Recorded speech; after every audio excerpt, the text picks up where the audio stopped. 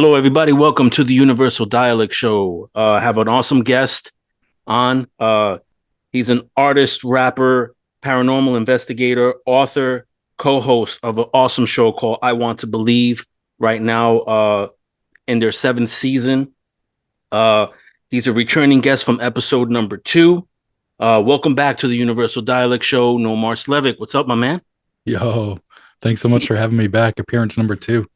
It's an Yeah, dude. I honor. mean, I gotta have my returning guests on, the ones that, I feel like are awesome and they have a lot of things to talk about and say. And you've been like really busy, dude, like super Yeah. busy. Yeah. Always. I've always got my hand into something. And you and me, man, we go like way back, way Yeah. back with the music stuff. So it's always a pleasure to when we can interact on something. Yeah, because I mean, I your first album, I remember getting it, and I think it got stolen out of my car with a bunch of other stuff. But I didn't know you personally. It wasn't until I reach out to you, and then I think it was Sasquatch a Great Dying, Oh yeah. and that's when we started to like communicate, and I did Yeah. that. And then I did some other stuff with you and Id Obelus and Yeah. a bunch of other like reviews. But yeah, that's when we Yeah. just started to like develop like this relationship, this friendship. Yeah. And I've always thought you were a great artist. And I say this all the time to all the artists that I have on when I interview them, is I just don't understand how you have like all these mainstream artists getting all this pub doing I know. shit work when you have like true artists, with a lot of talent and something to say, like hidden essentially, you know? Yeah. I just don't Yeah. get it. Yeah, it's a topsy-turvy world is the only thing I've realized after 40 plus years on the planet. I don't understand anything. Yeah, I got you, man. Are you inclined to still do music or Absolutely. I just hopped on a Hobbs Sputnik song. It's going to be, I think, me and Idobolus and Hobbs did the beat, and he's doing the whole production for the whole album. And he's having other rappers get on, so I was excited to get on that. And then a project I did way back in the day called Done. Um, I remember that. yeah, that was me, Idobolus, Marcelo, and Slap. And Marcelo goes by Nebula something, Nebula 76, something like that. I'm so sorry, Nebula, if you're listening. But uh, we have kind of gotten the band back together a bit, and we've been getting all these super hot instrumentals from Nebula. And Idobolus and I have been spitting on them when we can, and we're waiting for Slap. Slap is doing this huge push right now for this album and all these singles he's got going right now. Right. It is such dope stuff. So I definitely people should check it out. He's on Instagram and he's always posting snippets of his videos and stuff. So check him out, Slap. And so we're waiting for Slap to get on some of the verses, but we're excited about that too. Yeah, I interviewed Id like I think 10 episodes ago, which was great. Yeah. He's That an was a great interview, man. Yeah, another homie, man. Another Yeah, awesome, you know, he's up in somewhat the forgotten rap. artist. Yeah, and he's up in the rap attic, and he's doing his thing, man. He's doing his thing. So Right, it's right. it's cool. Shout out to Id, man. Love you, Id. Yeah. All right, dude. So you're on your seventh season of I Want to Believe. How's Mm. that? How's that going? How's the turnout? You know? Um, well, it's going good. I'll start by saying that because I love doing it. It's a passion project. I basically make almost nothing doing it, and it's a way to keep my foot in the audio field. As opposed to all these books that I'm writing, because that stuff takes so long and it takes so much of my time. But I've got to scratch the audio itch. And if I'm not doing a song, which are becoming fewer and far between these days, I've got to scratch that itch with something. And that's where the podcast was kind of born from. And the first 5 seasons, it was me and my best friend Kyle Sawyer, and we're going through and telling all these stories. It's a storytelling podcast. It's not a typical podcast where there's an interview or there's another person on, or something to that effect. It's just storytelling. So we pick a subject, we research it, and then we try to tell the story the best way we can. And I try to have high production value where there's background music and there's samples and there's interesting stuff to listen to throughout the whole thing. And so for the first 5 seasons, my buddy Kyle and I were doing that together in person. And then COVID hit, and we had to go our separate ways, which sucked. And because we still got crazy love for each other. So where he's at, he's got like shit for internet. So it's really tough for him to be able to record with me. So one thing, what we tried to do to combat some of that is when he and I would get together, I would have like 6 or 7 episodes written, and we would try to record as many of them as we could together, like in just a 1 day period. And we started seeing each other less and less because gas is getting crazy, and some financial situations are making it harder for us to like get together and hang out because he's so far. He's like 3.5 hours away from me, so it gets a little tough to hang out. So what's happened with season 6 and 7, he was on like half the episodes, and then I did half of them solo. And then with season 7, I'm basically doing them all solo. If he can fit one in there, awesome. I'll have a guest co-host once in a while, like Valerie LaFaso or my girlfriend Christine Donovan. She's a paranormal researcher in her own right. She's also an artist and photographer and an amazing person. And so it's fun for her and I to get together and tell some of these stories. So I guess a long story even longer, that's where we're at with season 7. Yeah, so it's far it's on fire, dude. It's so Thanks, man. awesome, dude.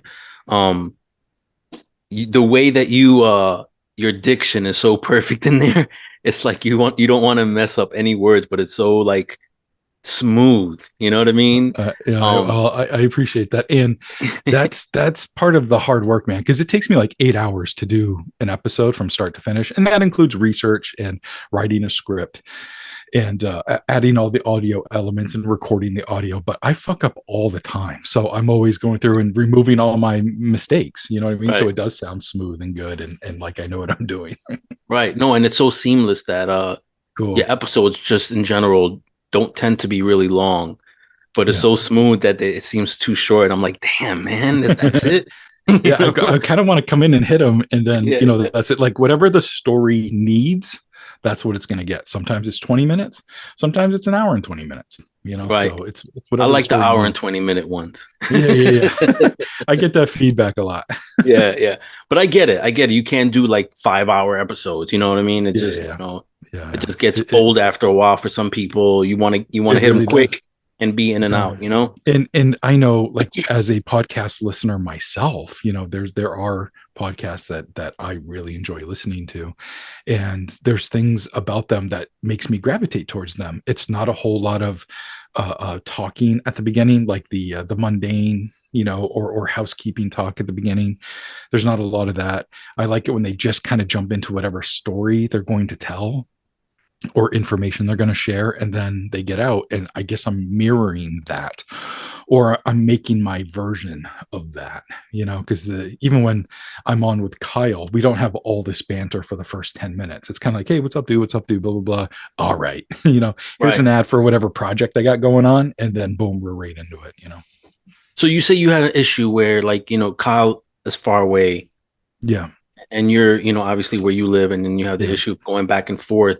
Does he not have a recording equipment in his house where, let's say something along the lines, let's say you come up with a plan where he does a certain amount of episodes, he does it in his house, he sends you that, then you do the rest or whatever, or you both tag team on an episode and he'll read certain paragraphs, you'll read the other paragraphs, and that way you don't have to worry about like just where it's like, oh, only one person is doing the show over another, you know Yeah. what I mean? We've played around with a few different ways of doing that, and it does work for the most part.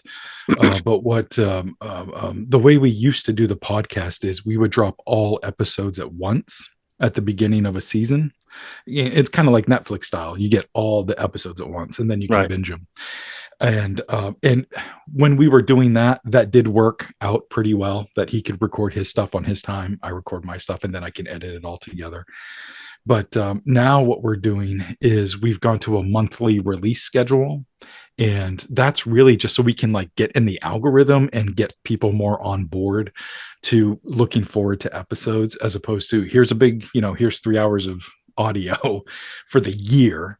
and then we'll see you next January. And, and that, again, we did that for 5 seasons. That was great, but it wasn't sustainable for listener retention, if you will. Right. Yeah. Because again, people have short memory. So Yeah. forget about you, they'll unfollow your stuff. And then next Yeah, thing you know, yeah. like, you're losing listeners because you're not as active and they're waiting for something Right. new. And they're like, oh, I'll binge this and then that'll be it. I Yeah. get it. So it was fun to do it that way because I don't think anybody is doing that. So it was kind of like a niche thing we were kind of doing. And but again, we had our loyal listeners, but this is opening up to more people, and something new gets a notification every month, which is nice, as opposed to here's 15 notifications in one day for each Right. episode that gets posted, which I'm sure is annoying. I didn't even think about that aspect when I started it, but anyway. It doesn't matter as long as you get people coming on. So Yeah. Nomar, let's do like a little recap because in case they didn't listen to episode 2 or because Sure. the recording sucked because I was Because using my computer. there's suckers not listening to episode 2, but go on. What got you into the paranormal? Because you were initially Sure. an artist, musician, Yeah. and I know you love the subject Yeah. in your music, but what Yeah. prompted you to kind of go in that direction? Well, just like you said, I've always had a love for the paranormal, always had a love for the music, like since childhood, and they just ran with me parallel. And that started with some paranormal things that happened to me as a child. I had my own experiences. I saw a UFO when I was 4 years old, and that was crazy. But when I got into, I don't know, I was like 10, 11, 12 years old, and I started asking people if they had like a ghost story, like a personal ghost story that they could tell me, or any type of scary story, that was real, that happened to them. Excuse me. Felt the burp coming on. Sorry. No, it's all right, dude. So, um, so it asked people, to share stories with me, and when they would, I would write them down, just so I could like refer to them later. And then as I got into my teens, I actually like started physically collecting stories by like going to the library and checking out books, and getting newspaper cutouts of like UFO encounters, or around Halloween, the Bangor Daily News, which is the big newspaper in my area.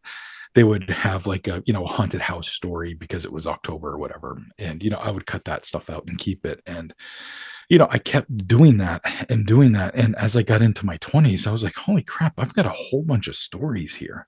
Some from the newspapers, some that I've collected, some that have happened to me, some that's happened to people I know, people I don't know. And I was basically looking at my shelf of paranormal books, and I was like, there's no book here dedicated to UFOs in my state. There's 1,000 ghost books based in my state, but there's nothing for the paranormal. And even at that time, when I had that thought, there was 1 or 2 books dedicated to Bigfoot in this state. So I was like, I'm going to write that book. I'm going to try. And it took me like 6 years, and but I did it, and I finished it. And then it was, is somebody going to want to put it out? And then that was a whole other thing that took another year and a half or whatever. But somebody did want to put it out, and since then it's been on. Just caught the writing bug, and that first book took like 6 years to write, just because I didn't know what the hell I was doing. And I was collecting stories and all that good stuff. But now, I can churn out a book, not really churn, but I can churn out a book like once a year, once every 2 years. I would prefer every 2 years, but financially it'd be great if it was every year, you know, Right. Got you. but every 2 years is like my goal. And what was the name of that first book? UFOs over Maine. Okay. And Yeah. what was the out of all the stories on there? How many stories do you think you have on Oh, there God. about? That got into the published work because they all kind of swim in my head. But there was a certain amount that the publisher wanted in the book. It might be 20, 25 stories, something like that. And which one is the most compelling out of all of those? Oh boy. In my opinion, I think the most compelling one is the Allagash abductions. That's probably the most compelling. The strangest one is about a woman named Wendy C. Allen.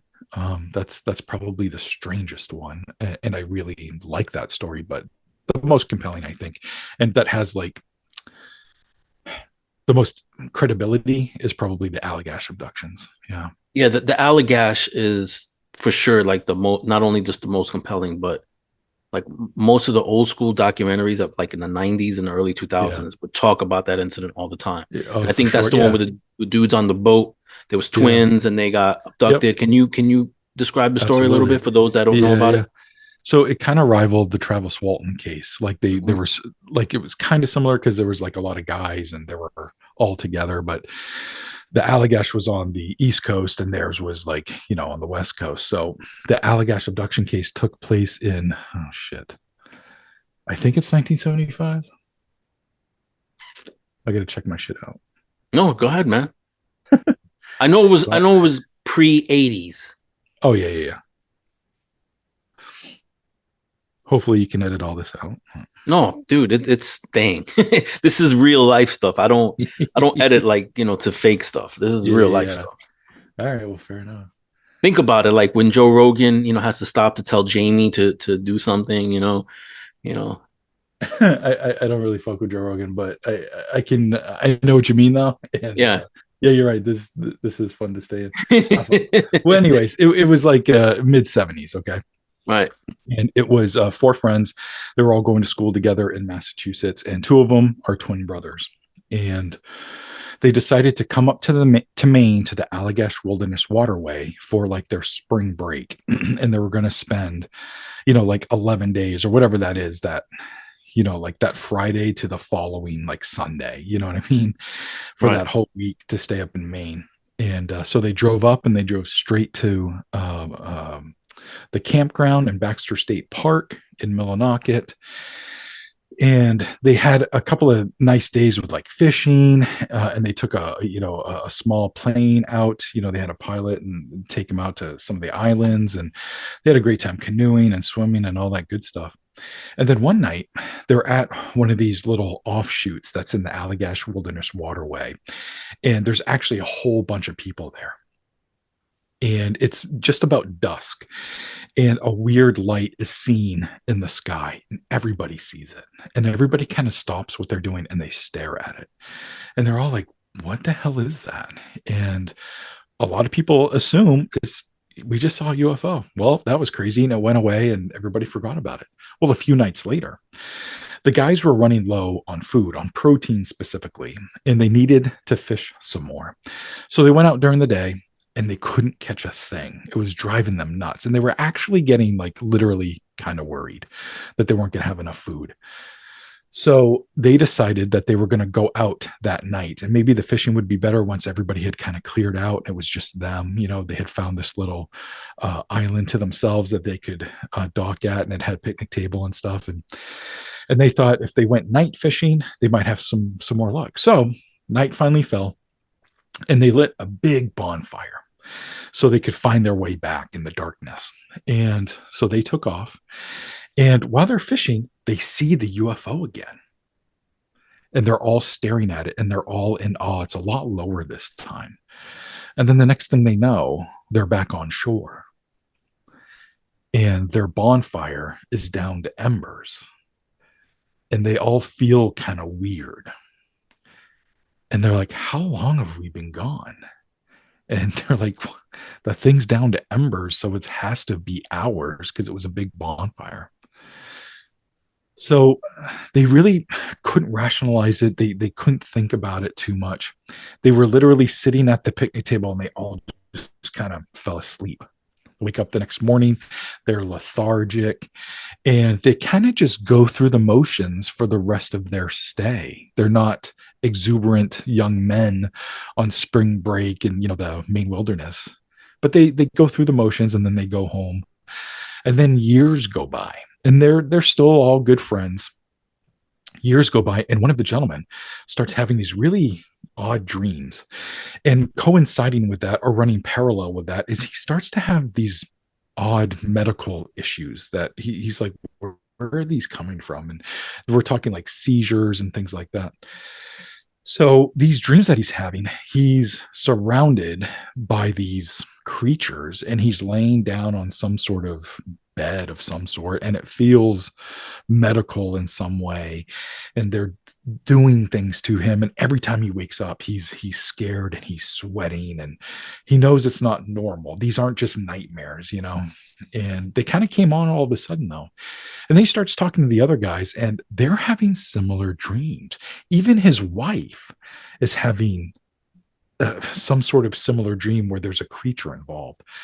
So it gets really weird. So he actually talks to his doctor about it. He's like, I think something happened to me when I was in Maine in the 70s, and this is what happened. And the doctor, thank God, was like, you know what? There's a specialist you should talk to. And it's basically the guy that was known in New England that took UFO reports, and his name's Ray Fowler, and he's from Maine. He's from Southern Maine, and he worked a lot in the Massachusetts and New England area on investigating cases. So this guy who was having the nightmares, he went to Ray Fowler and told him what was going on, and Ray heard his story. And this kind of took some coaxing on the part of the experiencer, but explained to Ray exactly what was going on, and finally got a point and to tell Ray that he has a twin brother. And Ray was like, oh, I've heard about twins and aliens being interested in twins. You know what? I want to talk more to you. I want to talk to all four of you. So that led to another year or two of Ray Fowler interviewing these guys, doing a whole background rundown on all four guys, and then had all four guys go through hypnosis sessions. And through the hypnosis sessions, it was uncovered that all four men went through an abduction together. That night when they went out on the canoe and they saw the UFO really low, before they were just back on shore, this spotlight came down from the UFO, and it was almost like a tube, they said. And it almost like sucked them up, kind of like a vacuum, and the next thing they know, they're in this room, and there's these strange creatures there, and they can't tell if they're skin or if it's like a skin tight suit, but it has like a bluish shine to it, and during the first parts of their hypnosis, they couldn't really see the faces. There was like a memory block on the faces, like they're almost too scared to remember what their faces look like. But they remember being manipulated, and scoops being taken out of them, and samples, and they were placed on a table, and this little thing lowered over them and kind of like scanned them, it seemed like. And there was also a contraption that manipulated their genitalia and made them ejaculate. And each person that talked about that explained it as a very abysmal experience. It wasn't pleasurable in any way, and that they were used and taken advantage of. And so it wasn't a great experience. And then they were, after all this was done, they were then returned. They went through the tube again. They were returned to the canoe. And all four men were in the canoe, and a couple of the guys remembered through the hypnosis that aliens were like walking their canoe. The aliens were in the water. All four guys are in the canoe, and the aliens are kind of like walking their canoe over, like to the water. And I don't know if they're holding it or doing the Jedi mind trick Right. on it, or what they were doing, but three of the guys got out of the boat and stood on shore, and one of them stayed in the canoe, but it was pulled up on shore, and all they remember is looking up at this UFO, and then it finally like took off, and became a pinpoint of light. And that's when their conscious memory came back, and they're like, all of a sudden we're on shore. But that's basically the whole experience in a nutshell. In my book, UFOs over Maine, I go into much greater detail on everything that happened to them. But yeah, that's it in a nutshell. And you said that the individual that was helping them, his name was Ray Fowler. Yeah, Raymond Fowler. He's a prolific author. He's in his 80s now, Right. and a prolific author. And I've referenced his work in almost all of my works. And he's written, geez, I don't even know how many books, but a lot. And he just released a book like last year, Right. So Yeah, he's still I never going. heard of him. I when you Yeah, said that they fantastic went to a stuff. doctor that specialized in that, I thought you were going to say John Mack, because he's known for doing Yeah, that. yeah, but no, not John Mack. It was Raymond Fowler. Pretty cool. And then you said there was a second one, a strange one, had a female involved. Yeah, Can you get into yeah, that? that sure. Her name was Wendy C. Allen, and this also took place in like the mid 70s. And Oh, by the at way, that I'm time, sorry, I don't she mean to cut you off. No. That the incident happened in 1976. I looked it up, by the way. Oh, sweet. Thanks, man. Yeah. So Wendy C. Allen, that happened in the mid 70s as well. And at that time, she was like 6, 7, 8 years old. And she was living in Old Orchard Beach. And Old Orchard Beach is a southern Maine coastal town, yeah, right on the water.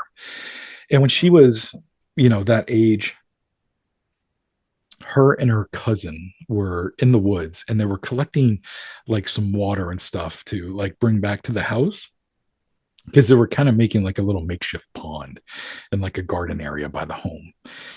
And they said while they were in there, they saw this white monkey looking creature up in a tree. And it was like 5 feet tall. And it looked amphibious, like a lizard person, but all white.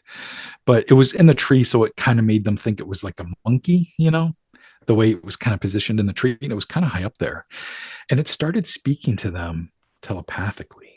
And it was really kind and kind of jokey and seemed to have maybe a young mind, or maybe it was knowing how young the girls were, it knew to communicate with them and it knew to communicate with them in that way. But so the girls said they told this creature that they wanted to go get their parents and come back and show them, and so they could all meet. And the white monkey told them to like bring back some bananas. So the girls were like, okay. So they ran home, they told their folks what was going on, and the folks were like, okay, but yeah, we'll indulge this. So they went back to this swampy area. And before they left, Wendy, who's the story, the person the story is about, she grabbed a handful of bananas for the white monkey. And when they got there, it was gone. And nobody, the adults were like, okay, you pulled a prank on us, blah, blah, blah. And they're like, no, both girls were like, no, no, this really happened. This really happened. And so 2 days went by and they were going back to the swamp all the time, trying to see the white monkey again. And it wouldn't come out. And so finally, one of the girls, not Wendy, said, we made it up. It was a joke. And Wendy's like, what are you doing? Like, no, we did see this thing. So what ended up happening then is that this actually turns into a really sad case of mental illness and child abuse. And Wendy, from like 8 years old to I think it was like her mid 30s, she claimed that this white monkey, they befriended one another because she would go into the swamp by itself and it would show itself to her. And they became friends. And it was an alien. It said it was an alien, and it was an amphibious alien. And it was over 300 years old. And his UFO crashed into the Atlantic Ocean right off the coast of Maine like 300 years ago. And he had been discovered by various humans throughout the decades, and he would eventually escape, so he's escaped every time. But he remembers certain times of American history, which is kind of Wow. interesting. And he said his name was Italy, Etiole. That's what he said his name was. And he was, like 5 feet tall and just super duper white and had scars all over himself because he would get captured and tortured, because they didn't know what it was. And, but again, he would eventually escape. So Wendy said that they would meet privately all the time. And this thing would like defend her and like defend her honor and would do things in the town because he knew people were being mean to her. And so it would do things secretly, like in the middle of the night to like fuck with the townsfolk, and would report back to Wendy and all this stuff. And she claimed that she even wrote a book about it. And it's called For Fear of Little Men. And so this whole book was about her and Italy's relationship. And then it was like 10 years later, maybe even a little earlier, she completely backpedaled and said it wasn't an alien. She's never said it was an alien. He's actually a little Jewish guy who was held in a concentration camp, during that time, and that he escaped and made his way to Maine and had been living in the woods like a hermit. And the reason he looked so weird is that he was tortured, with acid being thrown on his skin, and he had all these scars and he looked weird, like his nose was burned off and stuff. And that it's rude that people call it an alien. But she's the one that said he was an alien for like all these years and even wrote a book about it. So weird. And again, I'm leaving all this crazy stuff out, but during this whole time, Wendy's life at home was not good. Her mother hated her and treated her like shit and would often abuse her. And that she was kept in this room and locked in this room, and the room didn't have it had a dirt floor, and the walls like had holes all over it, so it would constantly get rain and snow in there and rats and all this awful stuff. So she was treated like shit constantly. But she's alive and well to this day and is still posting online. And her name is Wendy C. Allen, and she has blogs all over the place, from Skidoo, which I think something else bought Skidoo, Squidoo was the name of like this blog, and then also Tumblr. But she has her own website. So Google Wendy C. Allen, and you can read all about this stuff. It's massively insane and massively fascinating. And I dedicated an entire chapter in my book to her. And even though it's crazy and there's probably some mental illness and definitely some child abuse, I wanted to share the story, and I wanted to share both sides of it, and it's up for the reader to decide. But Well, is she aware that you did that? I don't think so. Okay. Yeah, Yeah. that's so Yeah. I don't think strange. so. That's so strange. Yeah. That is. It's super strange. And I tried contacting her over 10 years ago when I was first writing this story, and she never got back to me. Right. And then in this year, I'm re-releasing UFOs over Maine. It's the 10th year anniversary, and I actually completely rewrote the entire book and added like 150 more encounters. It's crazy. Oh man, So that's awesome, dude. yeah, it's a tome of a book. It's like 445 pages. It's Right. crazy. And the Wendy C. Allen chapter is expanded much more than the original book.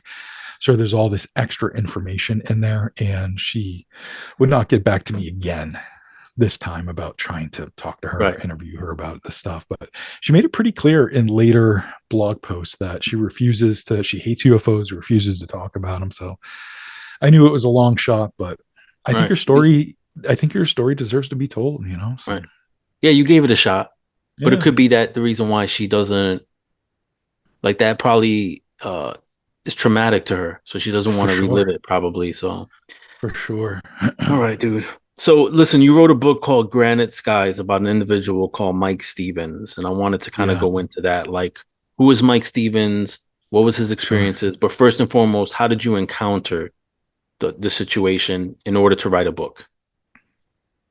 Yeah. So I met Mike Stevens from just being on the UFO author circuit in New England. And there is a circuit, believe it or not, and we're kind of all lumped in together like paranormal. So like Bigfoot authors and ghost authors and UFO authors, we all kind of know each other. And we run in similar circles, and we all like give talks and presentations at similar places, and go to similar conferences in the area. And Mike Stevens is an experiencer down in New Hampshire. And he's been heavily involved in the UFO field because he's an experiencer. He wants to help other experiencers. So he started an organization where he helps experiencers through their abduction cases, and they have groups, kind of like what am I trying to say here? Like support groups. And he'll work with groups or he'll work with people individually. And it's just about really just getting through, just surviving the abduction scenario, because it's very traumatizing to a lot of people. And he knows firsthand because he's been through the shit with it. So he tries to help people. And because of that, he was in this circuit of people that I would encounter from time to time. And when I would be down in New Hampshire giving talks or doing my thing down there, people would be like, "Have you talked to Mike Stevens yet? And like, have you heard his story yet?" I'm like, "Well, I've heard bits and pieces, but no, not the whole thing." And I met Mike, and he was very friendly, nice guy. He even booked me to come down and speak at a place that he was involved with booking people and all that good stuff. And one time when I was down there, he showed me this amazing picture. And it was at this camp that he was staying at, and there was this cone of light coming from the sky, and like a game camera captured it. And so there's like a deer there, and this cone of light coming from somewhere above. It makes no sense because it's just out like in the woods and there's a cone Right. of light coming from above, shining down, and the game camera captured it. And it's just a compelling picture. So I'm like, okay, people keep telling me, that I need to hear your story and all that stuff. Like, okay, tell me about this picture. So he tells me about the picture. I'm like, holy shit. I was like, we should talk more. I'm in the middle of like 4 projects, but let's talk more. And he's Right. like, Right. okay. So we end up having like 2 really long phone calls, and he tells me everything.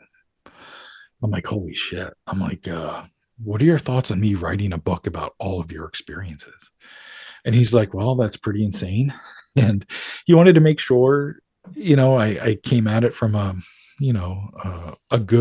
from good intentions, and I agree. I was like, yeah, that's how I want to come at it from. And so he agreed, and he and I were like in lockstep the entire way. I kept him abreast of all the business side of it on trying to get the book published, and he would just constantly feed me all these stories. And we had 2 really long form interviews, one down in New Hampshire, and then one down in southern Maine, Kennebunkport, maybe. And where I interviewed him for like 3 or 4 hours at a time. And so I got his entire story. And even after that, he would call me and tell me about new things that had happened to him. Sometimes I would have to call him so he could clarify stuff about past stories he told me. And when it was all said and done, I had written the book about him in like 6 months. It just went like that. And this weird thing happened while I was writing the story. He and I became like brothers in war, and not to minimize war, but that's just how emotional it was. Right. Like it was a shared experience, because I've had my own experiences, and he has his experiences have caused him great trauma in his life: anxiety, depression, suicidal ideation. I have those same things in my life, but aliens didn't cause them, Right. but we still have these traumas, and we were kind of bonding and recognizing that in each other. And so, running parallel, but in a minor sense, I was telling my story through his story, and some stuff would mirror, and I would mention that in the book. He was always the focal point, but I would point out a few things like, hey, I feel this, and I know why he's feeling that, blah, blah, blah. And it turned into this book of like depression, wanting to kill oneself, and then seeing hope on the other side of it. And once it finally came out, it started resonating with a lot of people who maybe haven't been abducted but understand anxiety, people that don't understand depression but they've been abducted, or you know what I mean. And it was like this weird cross-pollinating thing that was happening, and it became this really fascinating, to me anyways, book of like hope and determination. But it was also really dark and ugly, and in the background was these UFO and alien scenarios. Really interesting stuff. So have you kept up with him? Are there any updates on him and his life? Yeah. We still talk. I think the last I talked to him was like 2 days ago. We still keep up to this day. And he kind of goes through waves, it seems, or phases. And I would say the last 6 months has been like a low phase. But before that, he was like, I saw this, and I saw that, and he was walking in the woods one night, and he's like, how the hell did I get here? Like, Oh, what? missing time. Yeah. And that happens all the time to him, and it's All very right. frustrating and scary. But one of the latest ones, like a year and a half ago, with the missing time, he's in the woods, and all of a sudden he's in a different area, and he's like, what the fuck? Like, just leave me alone, Oh, okay. Yeah, like they're targeting. this. Yeah, like this hasn't been fun for him, All right. and um, his family, they could talk about ghosts all day long, and there's haunted houses in their background and stuff, but nobody would talk about UFOs. But after Mike's book came out, or after Mike started really getting heavily into ufology and making the support group and all this stuff, his parents and people in the family started saying, well, this happened when I was young, and this happened to your uncle, and then your grandfather said this, and he started realizing that UFOs have been a big part of his entire family, just nobody really talked about it, until he started becoming vocal about it. So it was kind of like a cathartic thing for the entire family, which is great. All right. Yeah, they say for some it's generational. like Yeah, the yeah, absolutely. like the gen like I guess it's a maybe a genetic thing where they get targeted and then it follows the whole Yeah. family, Yeah, and which is there's some weird. people that claim to know that, it's about bloodlines or it's about, Right. something specific. I don't know that stuff to be true, but what I've seen, a common thread I've seen is generational familial for some reason. Yeah. Okay, so you did this documentary that I absolutely love called Otherworldly Amor. Yeah, And it chronicles Shauna, but primarily Josh and his experiences. sure. And the reason is because like I understand what Josh is going through. I've had my own experiences, so his are Yep, very similar to mine. Can you get into that, like the project, how you met them, sure. Yeah, and talk about the project? yeah. And just to recap a little bit, like you guys are very similar, and you were kind enough to come on my podcast and share a lot of the stories that have happened to you, and it's actually one of my most listened to episodes, so that's very cool for both Oh, of that's us. awesome. Yeah, so thank you very much for No, no worries, man. Did sharing all anybody that. comment and say, "Hey, I've been through that too"? Has No, I anybody don't. contacted you? Okay. No, I don't think so. No, I don't think so. But anyway, so Shauna and Josh, I was actually doing an event at the location that Mike Stevens or had in New Hampshire, and he had that with Andy Kidd and Valerie LaFaso. Like they all kind of ran it, but it was Andy Kidd's place. Anyway, so we were doing an event there for a different documentary. So we like gave a little bit of a presentation. Me and this filmmaker, his name's Bill Brock. We did this presentation, and then we were soliciting people for their stories. And if they volunteered and were willing to tell their story on camera, we went to a different room and filmed them telling their stories. Before that day came, we were sending out email. No, sorry, we were sending out Facebook reminders that, hey, we're going to be in New Hampshire. If you want to come tell us your story, blah, blah, blah. So Shauna had been one of the people who sent me some of her stories, but she didn't make it to that thing we had in New Hampshire. And we went ahead and made this documentary, and we didn't use Shauna, but I kept in contact with her because I thought her story is really interesting. And I was wondering if she was going to be willing to let me share them in a future book. So her and I kept in touch, and she kept sharing stuff with me. And she goes, my husband, he's had some encounters and experiences too. And we've had these encounters like since childhood. We didn't know each other then, but after we got together and started sharing our childhood, we had a lot of similar events happen. And then as adults, and now that we're together, we're having experiences together now. I'm like, holy shit. I was like, I should come down there and talk to you guys. She's like, sure. So we set up a time for me to go down there, and I went down and talked to them, and we had like a 4-hour conversation in their home, and lovely people. And about 2 hours into the conversation, Shauna or Josh, I forget which one. I think it was Josh though. He goes, "Oh, did we show you any of the pictures or video?" I'm like, "What?"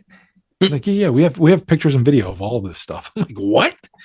You got to show me this stuff." So the next 2 hours was them showing me all this footage that they had of like pictures of UFOs and video of lights in the sky and strange EVPs. And I was like, oh my God, like your story isn't meant for a book. We got to tell it visually. Would Right. you guys be interested in me telling your story via a documentary? And they were apprehensive, because that means getting on camera and telling a story. And so they had a lot of questions and concerns. So I was like, let me leave. You guys discuss it, and we'll talk in the next few days, blah, blah, blah. So they talk it over. They call me. I address all their concerns, and they feel comfortable with me to be like, you know what? Yeah, let's do it. So we set up a date for me to go back down, and it's just a 1-day shoot. And I get all the Josh's stories, I get all the Shauna's stories, and then I take the footage home. And then that's when the real work begins, at least on my end, in piecing together this documentary and trying to tell this story. And I realized, like, while I was interviewing them on camera, while I was interviewing them before the camera, that they really, like, love got them through a lot of this because they had each other. Something was scary, but they had each other. Something was scary, but they had the other one, and it was just a really beautiful thing to see. So I kind of built this story about these really strange encounters that they had on top of this parallel love story between the two of them, and how they helped each other through these scary scenarios, so that they can survive and keep coming out on top, and sharing these stories with more and more people, so people know they're not so alone. And on top of it, love is real. So Right. that's kind of like the crux of what the whole thing is about. Some of the stories that included missing time. It included this really weird scenario where Shauna and Josh got home one night. They had been out having dinner. And when they got home, Josh got out of the car and there was a UFO above the house. And Josh goes, "Do you see that?" He's like, "I've got to lie down." And she's like, "What?" So she's holding the takeout food, like what they didn't finish, in her hands, and she's about to go inside.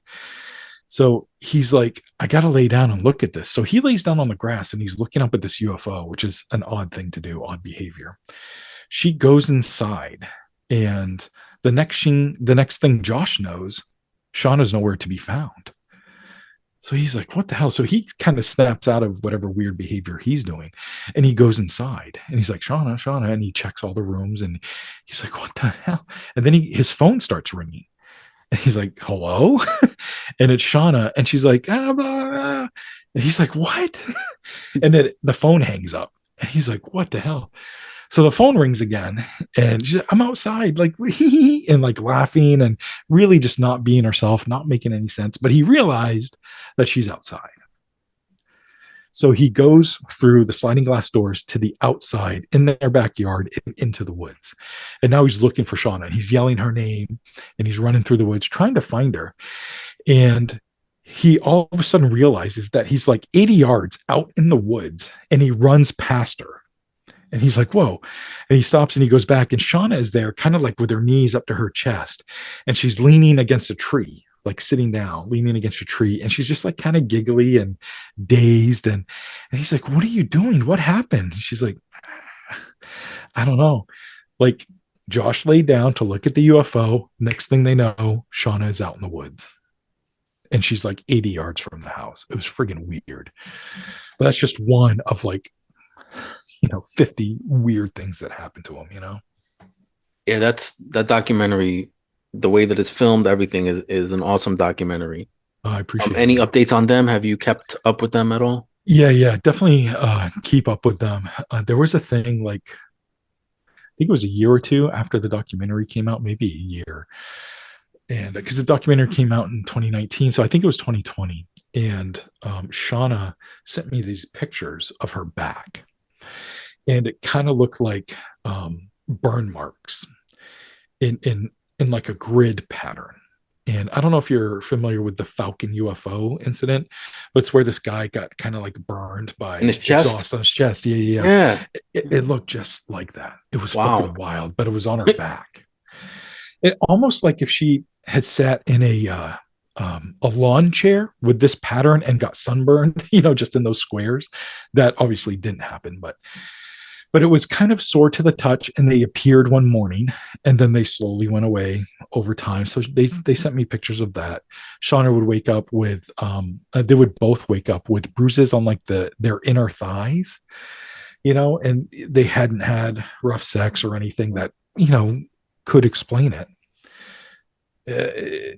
Oftentimes Shauna would wake up exhausted, Josh would wake up exhausted, but 9-10 hours had gone by, so they should have gotten some sort of sleep in there somewhere. Right. But they feel like they kind of woke up, but they've been up all night. And God, I can't remember everything, but yeah, still keep up with them, still talk to them to this day. So Yeah, that's crazy, brother. yeah, Um, okay, so between your book, Granite Skies, Otherworldly Amor, yeah, UFOs over Maine, your own experiences, the stuff that you've kept and you held on to, the articles, yeah, books that you've bought, and the fact that now the government is willing to quote unquote reveal that UFOs do exist. I want to know from you personally, do you really believe that there's aliens from another planet that would come here to this planet to even mess with us in any sort of way? Or is that something that you believe the government is making up and they're the ones doing it with maybe some sort of advanced technology that we don't know about? Like, what are your thoughts on the whole thing? Because I've kind Yeah, of taken a step back, even with my own sure. experience, on how I look at it. Yeah, yeah, yeah. I would say my theories throughout the years have definitely changed, and if you would have asked me 2 or 3 or 4 years ago, it would have been different. But today, in this moment, um, first of all, I want to say that the government has never once said aliens and UFOs are real. What they're doing is entertaining the thought of people coming forward to share these stories, and they're agreeing to look into it. So that's cool, but they're not saying that it's real. Every time a report is requested, and they have these press conferences, or not a press conference, but they have these, hearings to reveal some of these reports, or they just release the report, which it's like pulling teeth for them to do. They say a whole lot of nothing, So I feel like even though the government is kind of putting a good step forward, they're still kind of up to their old shenanigans, no matter what. And it doesn't seem to matter which president we have. They're still in this weird agenda that has nothing to do with political parties, in my opinion. Second, um, yeah, I do think some sort of alien species or multiple species are coming to Earth or already are a part of the Earth, or there's an interdimensional thing happening and we are busy being visited by something. I don't know if that is your little gray alien or if they just look like us and they step in and out of portals, but they're non-human. I don't know what it entails, but I feel like something is coming here and it's visiting people and it's manipulating people in a bad way. I think sometimes they are manipulated in a good way. I think, like people, there's probably good and bad species of whatever the hell these things are. But I could not definitively say what they are or what they want or where they come from. They're either interdimensional, they've already been here, like they're coming from within, or they're coming from the stars somewhere. I don't know. Or maybe it's a combo of all of it. I don't know. But Right. I know it's kind of a vague response, but it's a vague Yeah. topic. Yeah, there's no definitives. That's the Yeah. problem. Yeah. There's The no only, like, I've definitives. been interviewing people for like 25 years now. I'm old as fuck now. I keep forgetting, but I've been interviewing people for like 25 years. And the only thing I know now is nothing. I Right. know nothing Right. except weird shit is happening to people. That's the only thing I know. And I love cataloging it. I think there should be some sort of historical record. So my books and podcasts and documentaries are a part of that cataloging process. So what are your thoughts on an individual like a David Grush? I think David Grush has some incredible stories to tell. We have yet to see any evidence of it. You think they'll let him talk or you think they'll I don't know if he's a bullshitter or not. And he's kind of partnering with Jeremy Corbell and George Knapp. And George Knapp, God love him, he's an OG. But boy, I think he's falling under the spell of Jeremy Corbell. I'm not a big fan of that dude. And um, David Grush has kind of fallen in with him. And I feel like it then becomes UFO entertainment as opposed to actual like UFO disclosure. So my preference is to watch that stuff at an arm's length because I'll consume it all, right. but at an arm's length. And then I will continue to interview experiencers Right. where I'm face to face or however they're most comfortable with me interviewing them, either like this or just through Facebook Messenger, maybe email or face to face. I'd rather stick with experiencer stories, because they have nothing to hide, nothing to prove, a whole lot to lose. Somebody like David Grush, all of a sudden he's making $1,500, 2,000, 25, 10,000 like for speaking appearances. You know what I mean? And even though he's telling a really incredible story that I really, really want to believe, there's been absolutely no evidence to back it Right. up. And it Yeah. sucks. And I want to believe him, but there's no evidence yet. See, that's what pisses me off is because Yeah. like you said, Jeremy Corbell, like I didn't know who he was. He came out of nowhere. Yeah. Then he's he's with Bob Lazar, and then Right. now Who's he's a with bullshitter in my opinion. yeah, and then now he's with Knapp and now Grush, and to Right. me that kind of speaks of like maybe he's a handler, you know, Yeah. Yeah. Oh yeah. Yeah. That's comes off interesting. like a handler. Yeah. And Yeah. then I don't know if you were aware because we haven't talked in a while. We did the episode I think almost a year and a half ago, 2 years. Oh yeah. Shit. You also had that group. What's his name? Corey Good, David Wilcox, Oh God. Yeah. and Yeah. Yeah. what's the other guy that used to hang out with Stephen Greer, the bodyguard guy that said he Yeah. worked on aliens' bodies. Yep. Starts with an E, but just stuff like that that muddies the water so bad. Oh, it muddies it Emery so Smith. bad. Thank you very much. Oh my God. I kept thinking Eric. I'm like, no, no, it's Yeah, not Eric. Emery But Smith. And I believed the Emery Smith part. I didn't really believe Wilcox because Wilcox says that he was the reincarnation of Edgar Casey. He was yeah, just crazy like that. and Good has a ton of suspicious stuff that Right. I personally have a problem with, and Grush is even hanging out with, I say hanging out, but is doing appearances with some of these other guys, these other Navy guys or military guys that I actually do believe their stories. They're not looking for fanfare. Right. And he's kind of getting lumped in with them, and that kind of muddies the water too, because those other guys are like, oh well, we're with another military guy. Well, that military guy is with like Corbell, and I don't know, it just all gets muddy, and I don't like it. It gets muddied, man. Why can't it just be Yeah, just cut and dry? I know, You know? I know. Anyway, so the last time that we talked, you were talking about some of your personal experiences, not uh writing or doing a book, Right. but more you going out personally and doing your own investigations. Yeah, The yeah, last one that the last two that we talked about in the last episode, one was the winged creature that you saw outside your house, yeah, and then the other one was this entity that you can see with your naked eye, but when you use night vision goggles, it yeah, disappeared and you kept flipping back and forth. yeah. Have you done any physical investigations after that? Oh yeah, definitely have done a bunch after that, but Talk. I haven't done them like lately. Right. Um, but there was another winged creature incident that happened in 2017. That Okay. previous one I talked about was like in shit '06, '07, maybe Okay. earlier.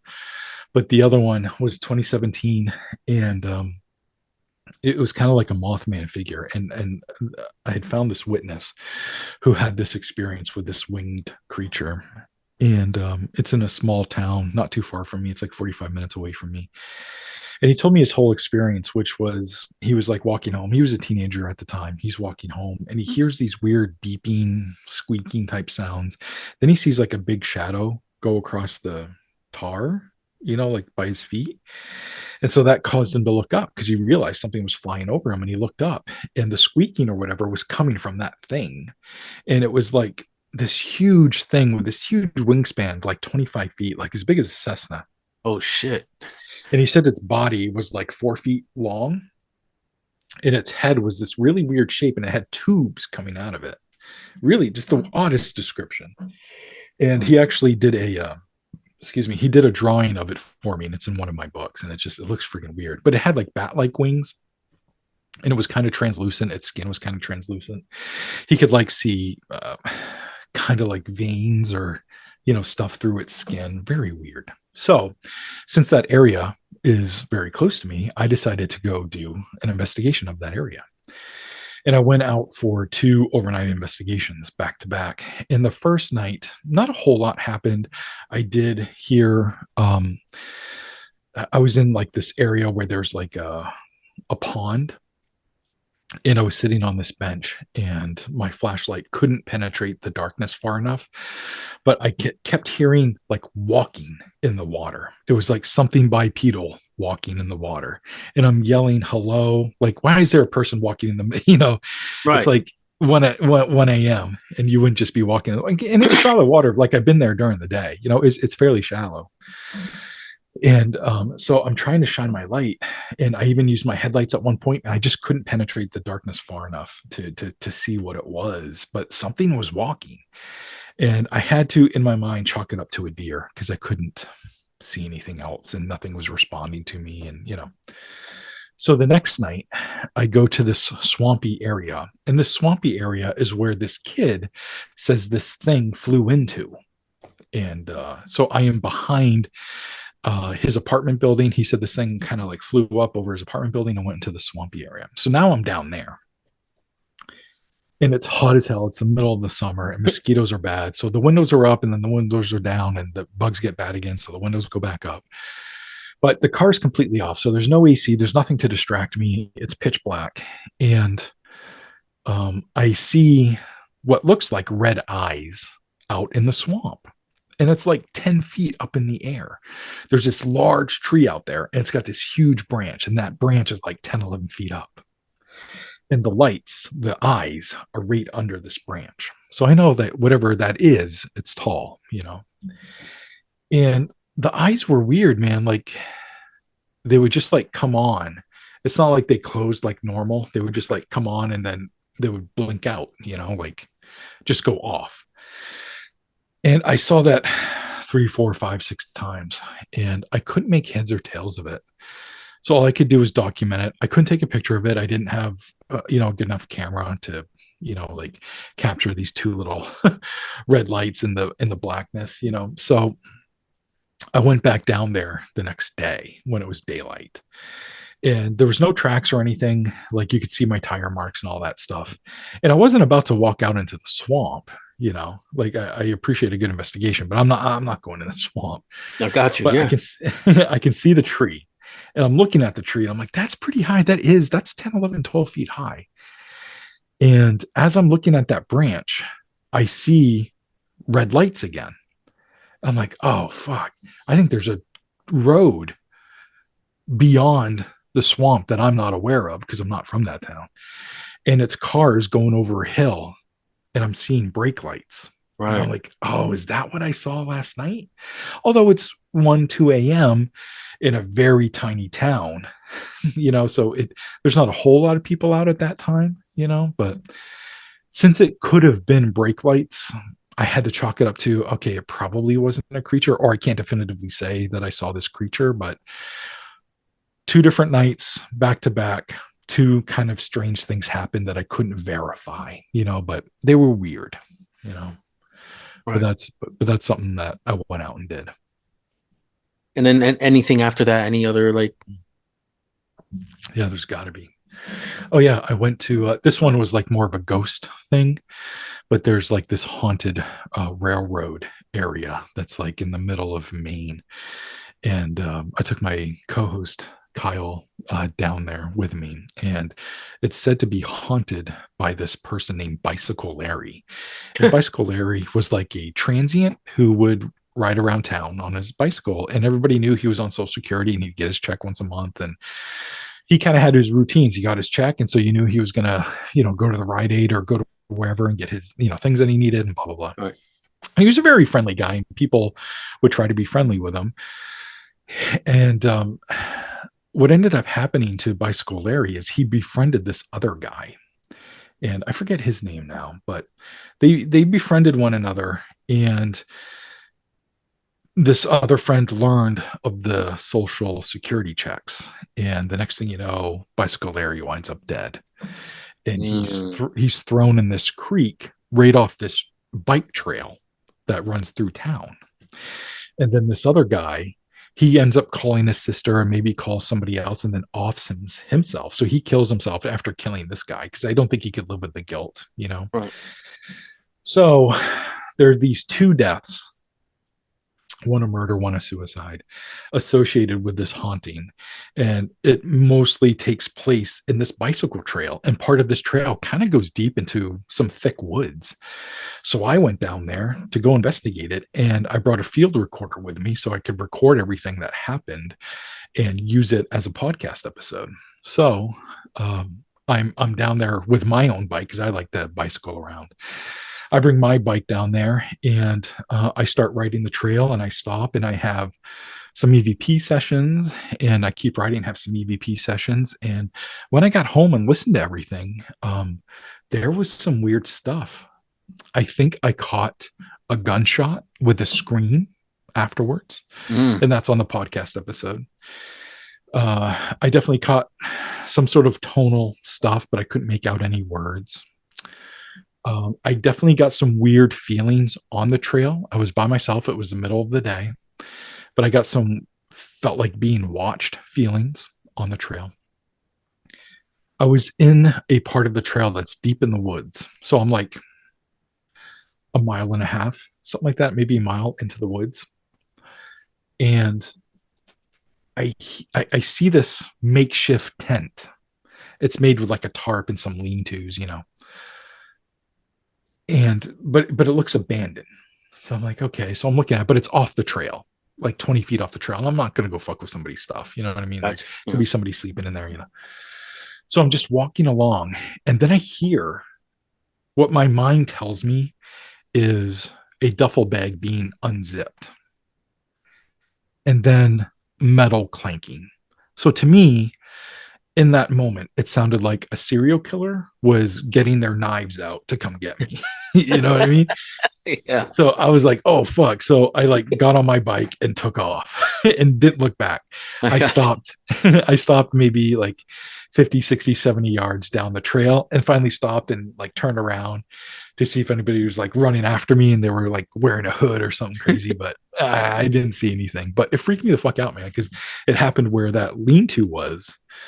And it totally sounded like a bag being unzipped because it wasn't a tent. I didn't hear a tent. It was a tarp. Right. It almost also sounded like if somebody had a rope hanging up in a tree and you were pulling it down and it made that sound, Oh, as you're yeah. pulling, so it was something to that effect. Right. So anyways, that was my experience with Bicycle Larry. And I, made a whole episode out of it. So people can check that out. That's cool, brother. The Universal Dialect Show will return. But first, a word from our sponsor.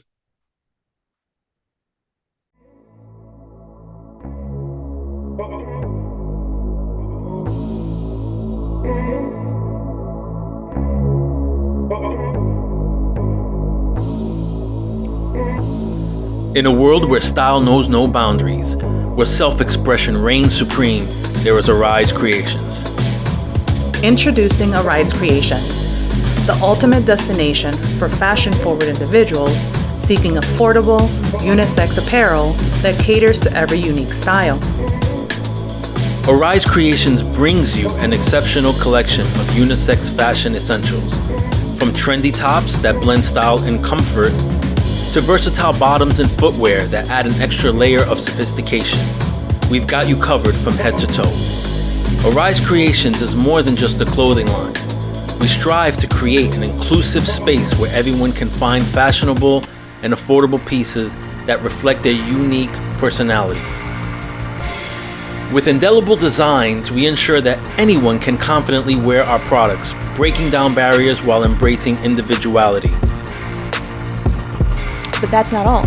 Arise Creations is proud to be affiliated with the Universal Dialect Show, a groundbreaking podcast that explores the worlds of music, paranormal, art, fashion, and beyond. Join the conversation on YouTube, BitChute, Spotify, Apple Podcasts, and all of your favorite podcasting platforms. Arise Creations is committed to making fashion accessible to all. We believe that style should know no bounds, and everyone deserves to feel confident and empowered in what they wear. With our affordable prices and diverse product range, we're here to help you unleash your true self. Come and unleash your style and embrace your individuality. Arise Creations, where fashion meets affordability and self-expression. Please visit our website today to explore our collection and be a part of the fashion revolution. Arise Creations and the Universal Dialect Show, empowering you to create your own destiny.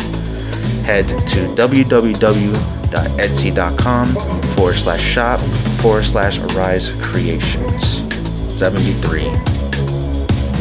Again, that's www.etsy.com/shop/Arise Creations. So that's ARISECREATIONS, the number 7 and the number 3, and bring your look to new heights.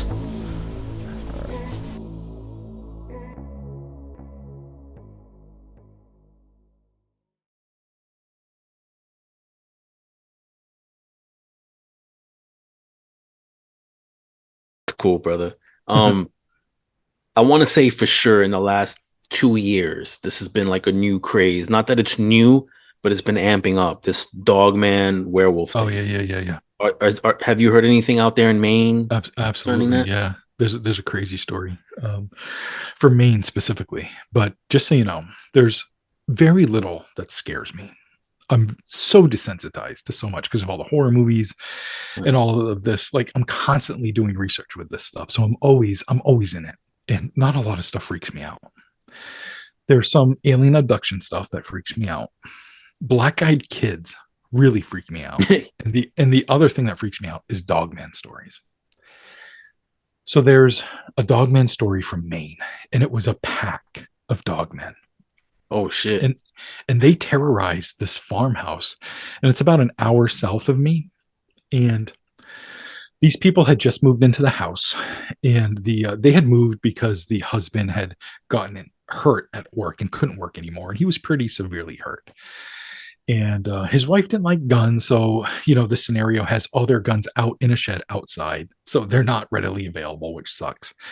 But they had this routine of sitting on the porch at night drinking coffee and watching. They never had so much land before, so they'd have this high powered flashlight, and they would watch for deer and all these other little critters. There's like a man-made pond on their property, and they would they liked watching all the critters. So the flashlight one night hits this eye shine that's by this fence, which is by a pond. And this eye shine kind of looks like deer. And the wife who's holding the flashlight is like, that's a weird looking deer. So the husband looks and he's like, yeah. And then all of a sudden it stands up. And it stands up bipedally, and it's about 7 feet tall. The next thing I knew, they see two more bits of eye shine, and then they too stand up. And the wife is like, shining the light on all of them. And they can see the fur, they can see the ears, they can see the snout, they can see kind of like a bodybuilder type body. And it freaks them the fuck out. And these creatures like go off running to the side of the house. And they're like, what the fuck? So they run inside. They're like, this is crazy. So the wife is like, you got to call the cops. So he does. And the cops were basically like, you're crazy, call the game wardens. So they call the game wardens. The game wardens weren't as dismissive. They refused to come out, but they said, keep your doors locked. Don't go outside. So that made them think, do they get calls like this a lot? And there's not a whole lot they can do. So they, just stay inside. Right. So they pondered that, but they were also scared in the moment. So they kind of had to let that thought go and deal with what was happening. So he tells the wife, like, game wardens, cops, nobody's coming. It's just us. And they have a daughter asleep upstairs. She's an adult daughter, but she's nonetheless asleep upstairs. So he's like, I'm going to go outside and get the guns. And he's severely hurt. They're not really saying how he got hurt, but apparently he can walk. It's just not very fast. So he goes outside. She's like begging him not to. But Wait, he's got guns outside of the house? Yeah. She didn't like guns in the house, so they were kept in a shed. Oh my God. Next to the house. I know. So she's begging him not to, but he's like, I got to do it. So she goes upstairs to be with the daughter. He goes outside. So now he's on the porch. And he's like, okay, where are these fuckers? And he starts making his way down the steps, and the shed's not too far. So he gets to like the bottom step of the porch, and a light, this big spotlight gets shined on him. And he's like, what the fuck? It scares him. But then he's like, oh yeah, the motion sensor light. All right, cool. Right. And when it comes on, it turns out the three dogmen were like very close to him. But he realized they didn't like the light, because as soon as that light came on, they kind of scattered.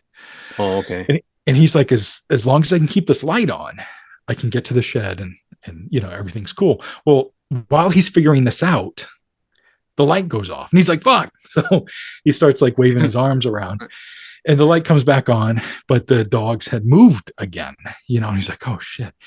And he knows his limitations. He's like, I'm not going to get to that door in time. I know it. And that light's going to come off, going to go off. So he decides just to back up and go backwards up the stairs. And he gets to the door, and the light goes off, and he can hear movement. So he's like, fuck this. And he immediately gets inside, locks the door. Right. So then he and the wife start hearing all sorts of clatter around the house, banging on the walls, like on the side of the house. They're hearing scratch marks.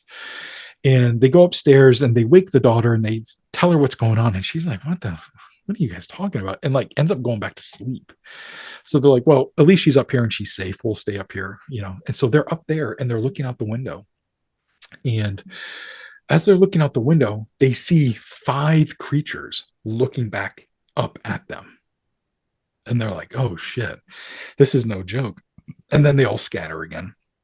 And they can hear banging, they can hear them on the roof. And they don't know if these creatures are just fucking with them to scare them, or if they truly don't know that glass is breakable or how to turn a handle or something. Right. Because nothing's busting in. And these things seem strong enough to do that.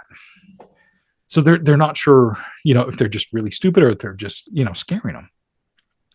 The daughter ends up waking up and she sees some of this activity. So she's like, oh, wow, okay, I get what's happening now. So they all just kind of like hunker down against a wall for the entire night.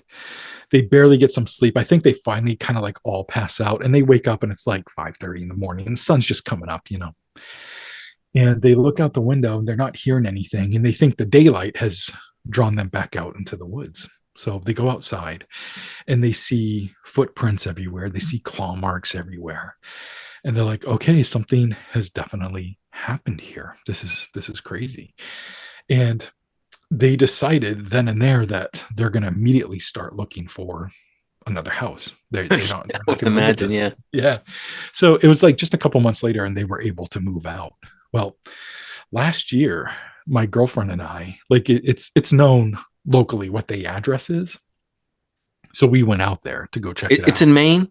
It's in Maine, yeah. What part? Do you know, like, can you tell me the town, or is it like? Yeah, it's outside of Newport, Maine. Okay. Is what I'll say. Actually, I'll tell you the actual town because that's pretty well known. It's Palmyra. Palmyra is the name of the town. Okay. Palmyra. Okay, because I was thinking of moving. I'm not moving there. So yeah, you don't want to go to Palmyra, Maine. But anyway, so we went to the Dogman farm to like check it out. And it turns out there's like a business being run out of there now. And I think it's like a farming type of business, you know, so we didn't want to get on the land. So there's a church, funnily enough, next door. So we parked at the church and kind of like weirdos walked along the road and we're taking all of these pictures of the property and everything and checking everything out. And it's interesting. Right across the road is a wildlife management sanctuary. So it's like woods that can't be hunted, which is really interesting. Right. And we ended up seeing 2 tracks of something big walking into the woods from the road. Dude. And the footprints were big, but it had melted over the last few days because we had a storm. And then we were out there like 4 days later. So plenty of time to melt. So I don't know how distorted those footprints got, you know what I mean, with the melt. But all I know is that we saw 2 big tracks leading into the woods. And it was across the street from this goddamn Dogman farm. And we're like, oh shit, it's some craziness. It's just, you know, interesting to see that while you're there. You're not expecting anything, you know what I mean? But yeah, so I'm gonna tell you something, right? So last year, I think end of April, beginning of May, I'm on my way home from work. And I'm very regimented in the things that I do. I take the same road to work. I take the same road back. This is the old house because where I'm at right now is not the same house where I interviewed you. Oh, that house I owned. We wound up selling it. So this is before we sold it. So I would take the same route. For about like maybe 3 weeks, they were doing work on the roads. So we always had this instance where 3 lanes turned into 2 and then sometimes to 1. So it was causing like crazy traffic. And I was getting home like 6 o'clock. And it was really pissing me off. Yeah. So one day I was like, I don't want to do this anymore. So there was a street that was coming up that I knew I could take a shortcut.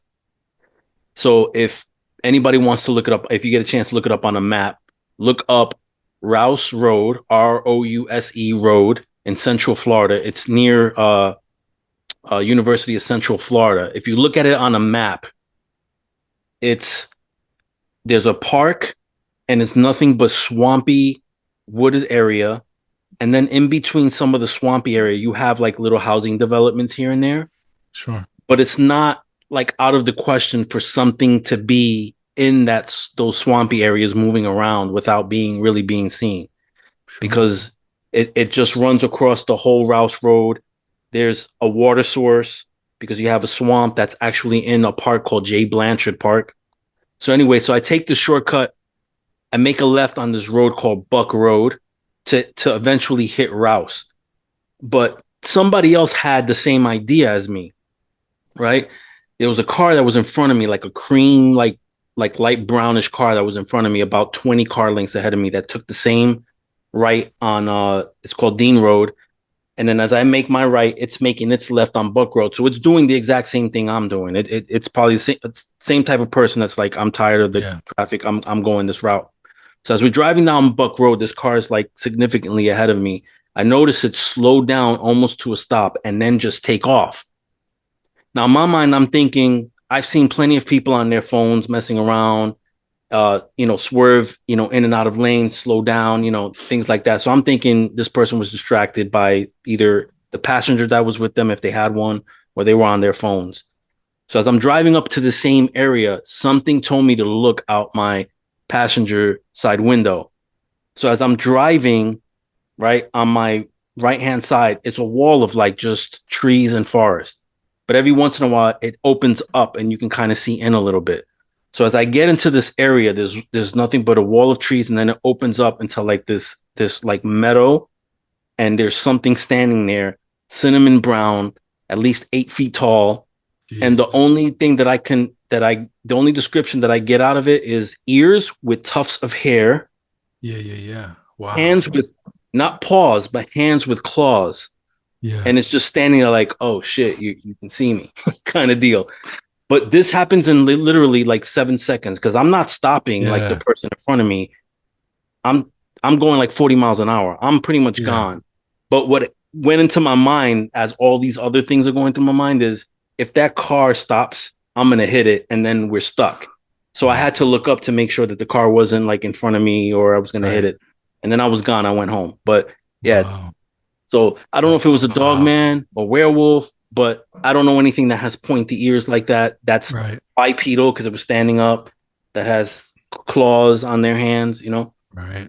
Could have been a prop, but it wasn't Halloween, somebody in a costume. But I mean, I don't know, that's a weird area for somebody to kind of play a prank like that.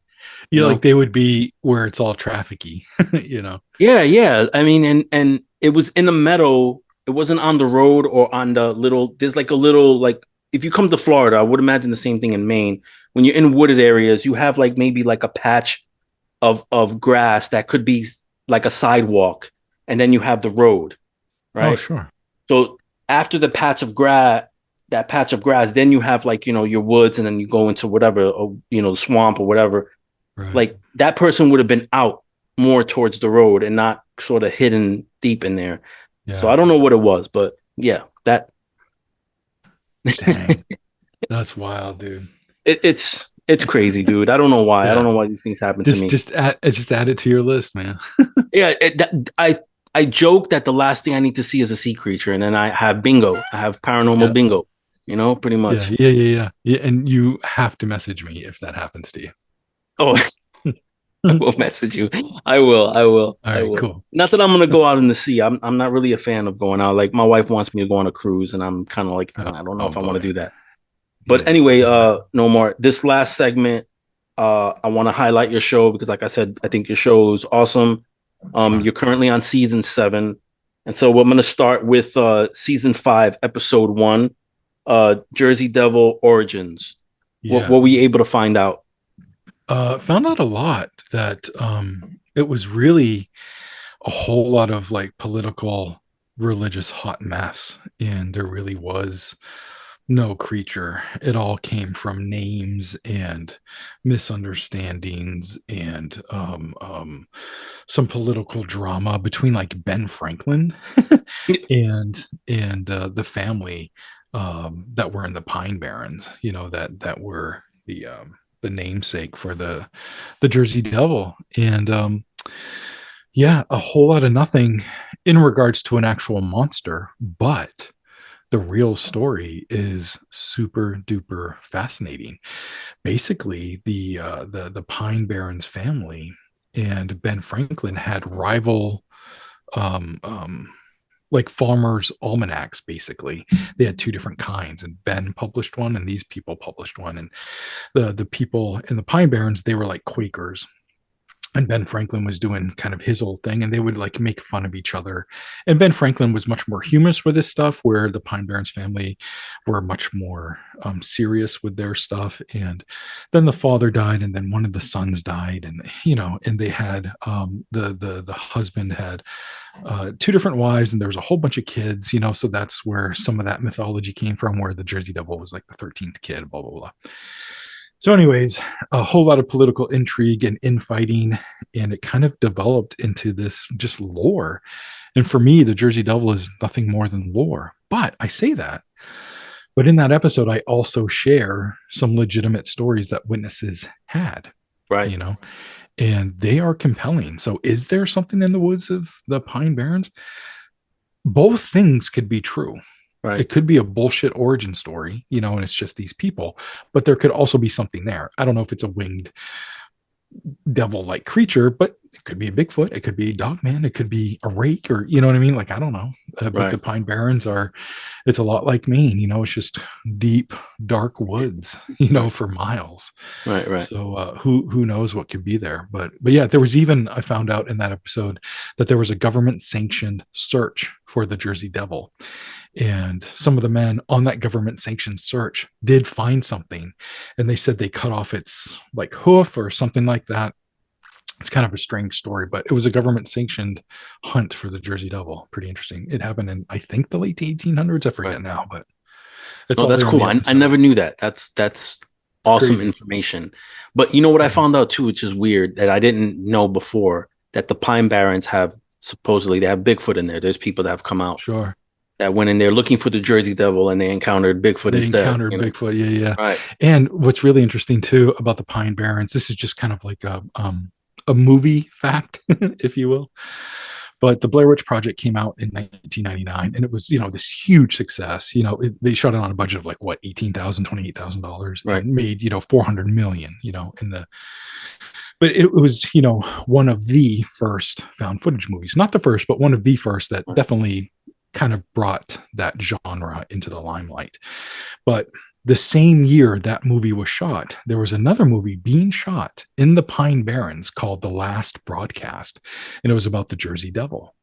And these two guys the movie was about these two guys who had a local public access TV show. And they wanted to film it on Halloween in the Pine Barrens, searching for the Jersey Devil, and then craziness ensues in them looking for the Jersey Devil. And it's a great fucking movie. I don't know if it's as good as Blair Witch Project, but The Last Broadcast about the Jersey Devil found footage, it's fucking great. I'm right. I wrote it down. I'm gonna check that out, man. And it might have even been shot a year before Blair Witch, but it's tough to get movies off the ground, so I think it took them a little longer to get it out. Yeah, that sounds awesome. I'm gonna check that out for sure, man. And I'm sure it's dated. I don't know if it holds up, but I mean, if it's like none, I don't think any of the found footage really holds up. Once you get into that genre, it's pretty much all the same, Yeah. So let's get into season 5, episode 15. This one really was an awesome one. The Falkville Metal Man. Oh shit! Yeah, that's a crazy. I'm sorry, story. Dude. I didn't mean to hit you with that one. Like the cops were involved, man. So yeah. This cop, he's a chief. He's the chief of police. Greenhaw is his name, and he's at home. It's like 10 o'clock. He's already had dinner. Him and his wife chilling. And now he's like getting ready for bed, and he gets a phone call, and it's from this lady. And she's like, there's a goddamn UFO in the field across from my house. And he's like, what? And she's like, yeah, you got to come over here. So, Greenhaw being the chief of police, he gets his pants back on, drives out to this field that's across from this lady's house, and there's no UFO. So he's kind of doing this lap because there's like room for him to drive like in the perimeter of this field. And there's, I think, some areas in between the field he can drive. So he's like doing this lap around the field, and he sees this humanoid figure that's dressed all in silver, and it's just staring at him, standing in the middle of the road. So he's like, what the fuck? So he puts the car in park and he steps out and he's looking at this thing. And to him, it kind of looks like an astronaut or something, like it's covered head to toe in aluminum foil. And he's looking at it. And so he slowly goes back into his car and he grabs a gun and he grabs a Polaroid camera. And he ends up taking like 4, 5, 6, 7, 8 shots of this humanoid figure. And then it takes off running. And he's like, oh shit. So he kind of like throws the stuff back in his car. He gets back in his car. Now he's going after it. He can't keep up with it. And he's in a car. So this thing's running as fast as fuck.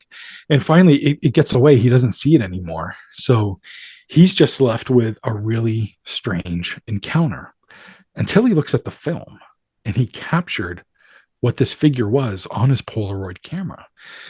And you can view these pictures. It's actually the picture of the cover for the podcast. But if you Google Falkville Metal Man, you'll see these pictures of this weird thing that he captured. And a lot of people think it's bullshit, but there's a lot of people that don't because they know Greenhaw and they know that he was a good man of the law and wouldn't lie. Right. And had nothing to gain. In fact, he had a whole lot to lose. He ended up his marriage ended up falling apart. His house burned down. I don't know if it was some sort of curse that was, from seeing this thing, but he had this string of bad luck and it was awful. And but yeah, that's the story in a nutshell. And it's freaking fascinating. And the pictures are pretty cool. Yeah, I want to look those pictures up, man. Yeah. Just Google Falkville Metal Man and you'll see this weird, aluminum foil looking alien. It's weird. Also, in season 5, you did this Halloween special on the Mandela effect. Have you had any personal experiences? Well, first explain generally what the Mandela effect is and if you've had any sort of personal experiences. Sure. The Mandela effect is basically a mass forgetting or remembering of something. And I know that's really vague, but an example of that could be everybody remembers that the Berenstain Bears was spelled Stein at the end of Berenstain. Come to find out, it's Stain, Stain. There's so many people, 80% of the people that remember the Berenstain Bears remember it as Berenstain Bears.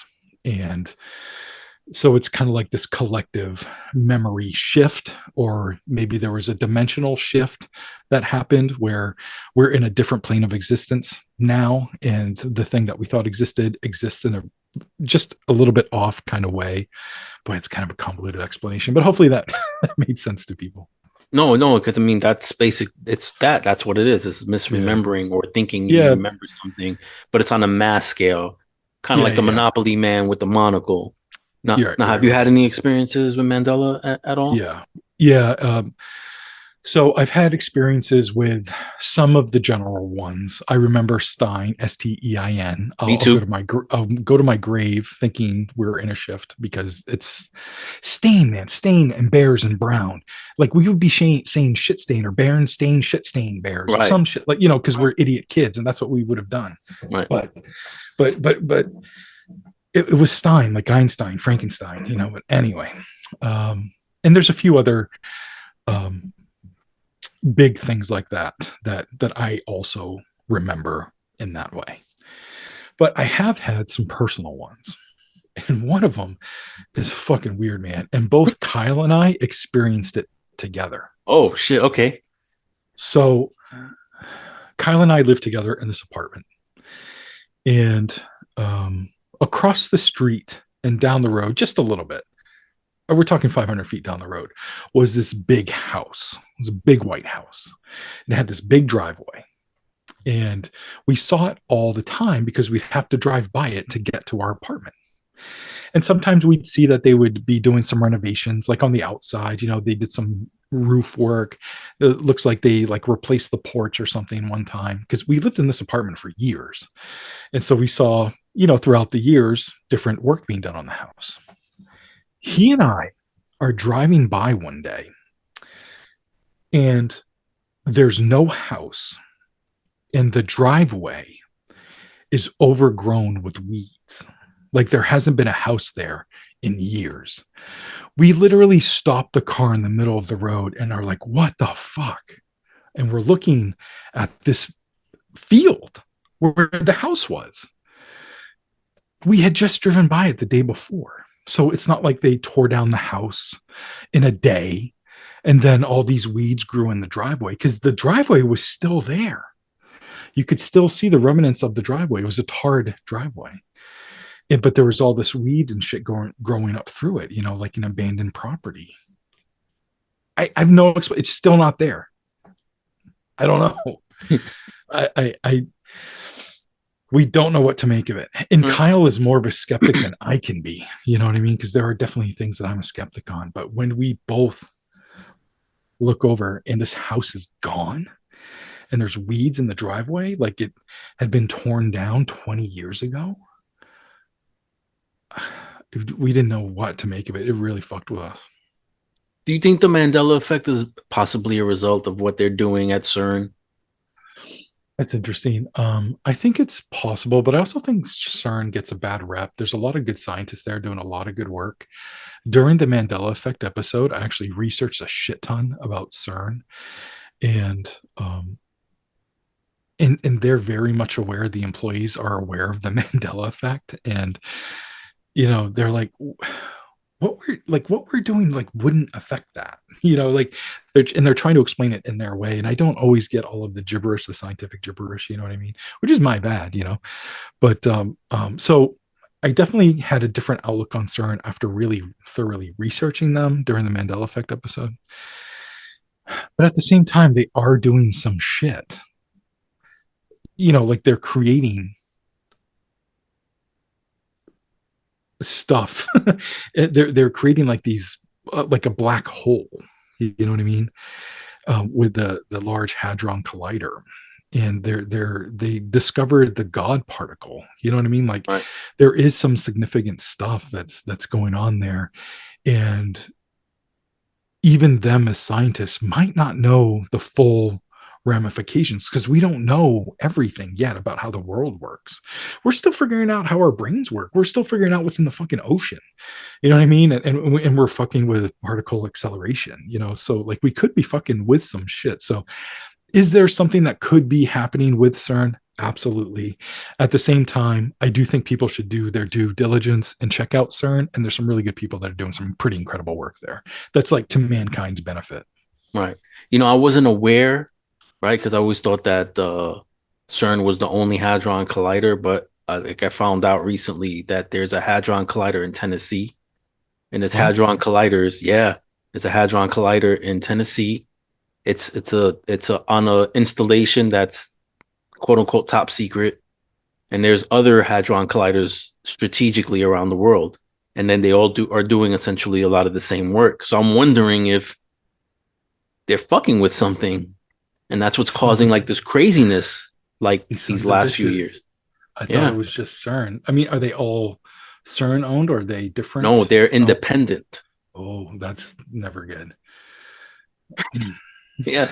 There's a podcaster named Tony Merkel. He has a show called The Confessional, and he moved to Tennessee. He's originally from Pennsylvania, and he ran into a guy that did security for this installation out in Tennessee that has a Hadron Collider. And as far as I know, Tony's working on a story to kind of expose that, but he's still working with the guy because the guy's not willing to talk about certain things because he can get in trouble. Yeah. But wow, like if you look it up, there's a name. It's not BlackRock. It's Black something. It's a company that's out there in Tennessee. Yeah, is it BlackRock or Blackstone? Or I know what you're talking about. Blackstone, I think that's what it is. Because BlackRock's another company, but they have the similar name. It's Black something, and they have their own Hadron Collider, and they're doing their own experiments. But there's other ones out there. Fuck, we might have a part 2 on Hadron Collider episodes.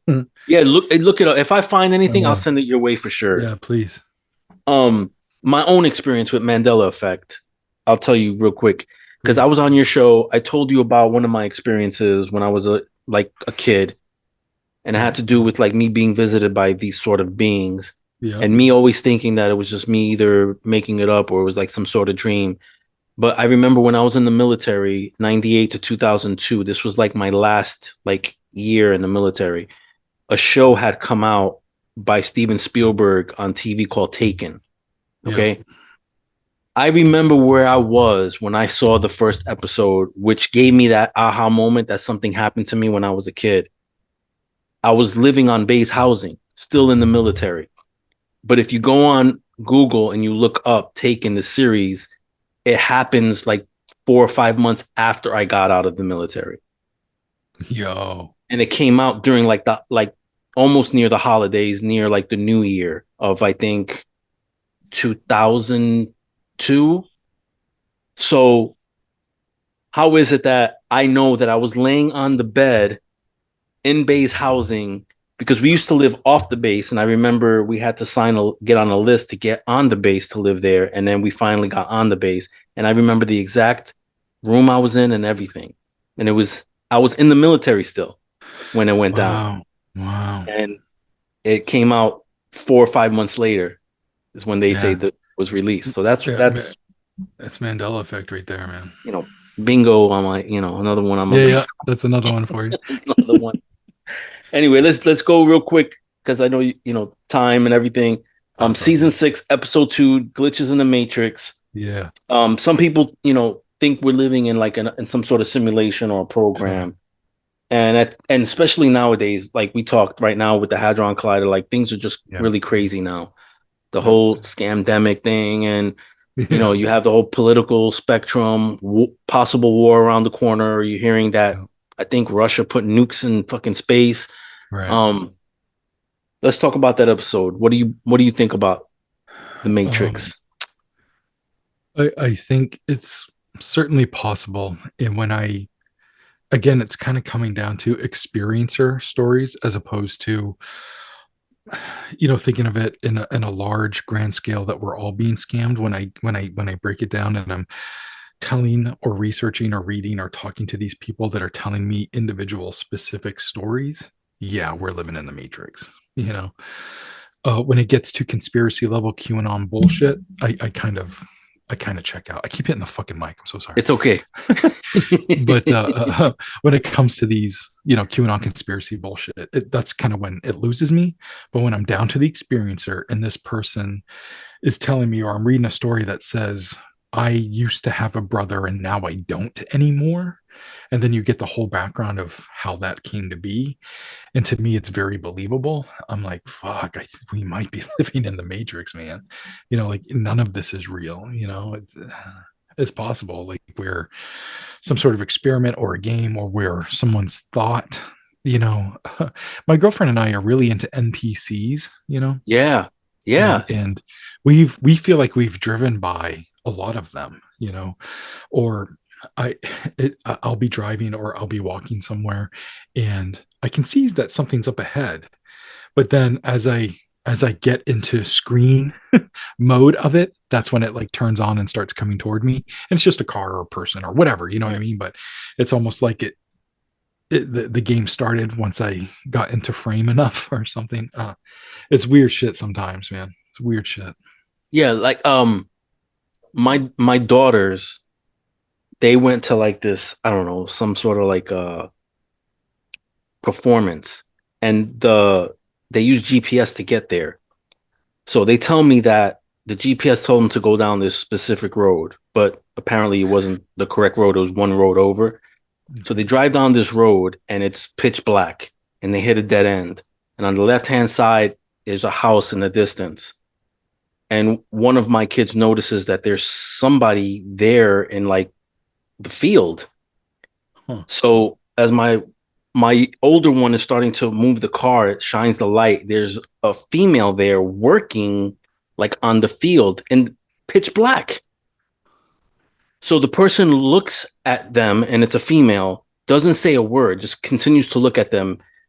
I would think that if there's a car there and that's my property and it's not moving, I would be more like who are you? What are you doing? They didn't say anything. And it wasn't until one of my children started to open dialogue and said, hey, we're lost. Can you help us? That it took that person 2 minutes to even give them an answer. They just stood there like with a blank stare, no emotion. and then finally told him, "Oh, this happens all the time. You need to go to the next road over." And I feel like they confronted an NPC. That's wild, dude. Because I mean, why? That's such a weird reaction for somebody that's like, number one, working in the pitch black, dark, like on a field. They had like what do you call those wheelbarrows? Yeah, like in the pitch black. Like, who does that? That's I don't weird, know. man. Anyway, let's go to the next one, because this one I love. I'm into weird shit like this. The Sleep Watcher of Cape Elizabeth. Can you get into that? Yeah, that's a fucking weird story, man. So this is like in my neck of the woods. This happened in Maine, and over the course of a few months, people would wake up in the middle of the night, and there'd be somebody standing at the foot of their bed or next to their bed, watching them sleep. And once the person kind of, woke up and got out of their daze and realized it was a person, and they, would scream or would get up to confront them or something, this person would just run out the house, run out the front door, run down the road, and got the fuck out of Dodge. And these people were left with like, what the fuck happened? And this, it started happening to more and more people just in this one little town. And for a while, it was just on like this like 2-street area in this town where this person was like breaking into homes just to watch people sleep. Nothing would be stolen. Nobody was assaulted. They were just being watched while they slept. And they don't know how long this person had been there, and was it happening to even more people, but they never woke up. They never knew if this person was there. So it went, the police got involved, and there was a neighborhood watch that started, and this person was never caught. So fast forward, I can't remember how many years, but like 5-6 years fast forward. And in Nova Scotia, which is just like 2.5 hours, like north of us, in Canada, in Nova Scotia, something similar started happening, in this little area in Nova Scotia. People would wake up to somebody watching them sleep, but now it was mostly women, and they were starting to be assaulted. So a lot of people were putting like 2 and 2 together, and they were like, is this dude from Maine or is this dude from Canada? And he was practicing in Cape Elizabeth and then escalated once he got to Nova Scotia. Well, after 6, 7, 8 assaults, the person was caught, and they were actually brought to trial and put in jail. And when the police got his background, and the South Portland, Maine police worked with the Nova Scotia police, they realized this guy had no connection to Maine. He was preoccupied during these times that it was happening in Maine, and it couldn't have been this guy. So to this day, the Sleep Watcher of Maine in Cape Elizabeth, nobody knows who it was to this day. He wasn't violent, right? The one in Maine was not, no. Yeah, because it kind of reminds me of like the Night Stalker from California, but the only difference is that guy was a serial killer. He was violent. But I thought it was a good connection to make to the Nova Scotia guy, and that they were onto something. They're like, oh my god, we might have caught this guy, and thank God he didn't attack anybody in Maine. But the poor people in Nova Scotia, they got hurt. But was he escalating? Was he practicing? But it turned out it wasn't the dude. And so to this day, like, it's never happened again, to people's knowledge, and it's just gone unknown, unresolved. It's crazy. Damn, your show was great, dude. And I tried to make it scary as fuck too to listen to. No, but I'm saying, it's just like these obscure things that I've never even heard of before, but like it keeps me interested. Here's another one that you said that you love, but also scares the shit out of you, because it scares the shit out of me. Was season 6, episode 8, Return of the Black-Eyed Kids. Do you know the origin of it and the possible first reportings and what you found out? Yeah. So generally speaking, black-eyed entities have been reported for centuries. Specifically, black-eyed kids that come up and knock on your door and knock on your window of the car. That's a very specific thing to like the United States. And that happened in the early 90s in Abilene, Texas, I believe, to this gentleman. Oh God, I can't remember his name. Oh, that's awful. I love him. We're friends on Facebook too. That's awful. It's okay. It happens, dude. It'll come to you. Yeah. I think it's alliterative, like it's a BB. So anyway, it's awful. But David Weatherly, he wrote the book, on Black Eyed Kids. And he includes this story and actually interviews this guy as well. But it started in Texas in the early 90s. And this guy was in his car and he was paying like his internet bill or some bullshit, and was like writing a check, and you could like go up and pay it. Brian Bethel, that's his name. There you go. You got it. Yeah. And so Brian Bethel, he's in his car and he's writing this check out. And these two little kids knock on his car window, and it's like 7:30 at night. And he's like, what the fuck? So he kind of like puts down the window just a crack. And he's like, yeah, like what? And the kids are like, can you give us a ride? And he's like, what? No, to where? Well, can you help us call our mom? We have to call our mom so she can come pick us up. And he's like, what? There's a movie theater, or there's a phone right over there. Go use the phone. Do you need some change? They're like, can we come in? Can we get in the car? And he's like, no. And as they keep asking him questions, he's not just being an annoyed adult, he's becoming terrified. And he's getting this really awful vibe from these things that they are not what they appear to be.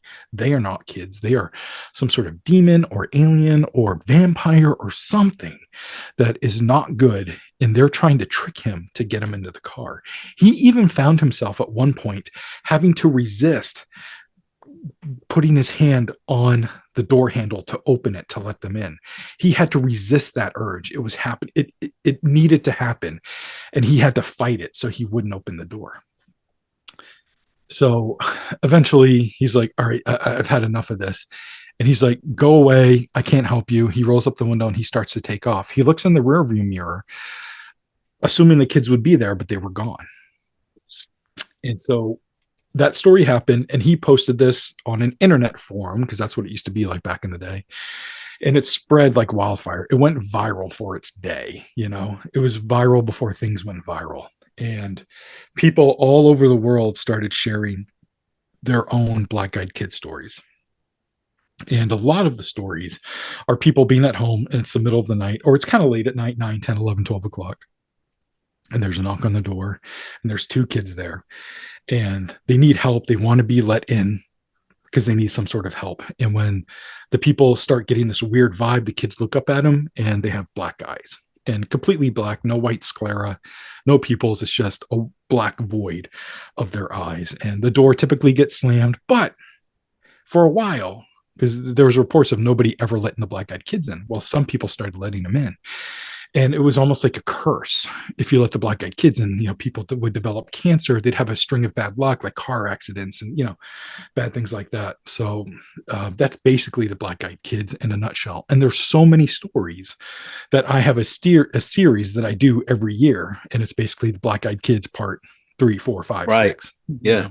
It's great, dude. So when the people let them in, do you know what happens? Like, yeah, for some of the people, this one couple let the Black Eyed Kids in, and they asked to use the phone.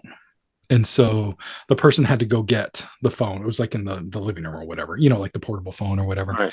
And when they came back, the Black Eyed Kids had disappeared. Thus their curse had been cast. I gotcha. Yeah, yeah. I mean? Other times they have been let in, and they go get the phone, or they go make the kids some hot chocolate because it's cold and late, and they're waiting for the parents to show up, because the Black Eyed Kids actually use the phone or pretend to use the phone. And then the adult is, making them a hot drink or something.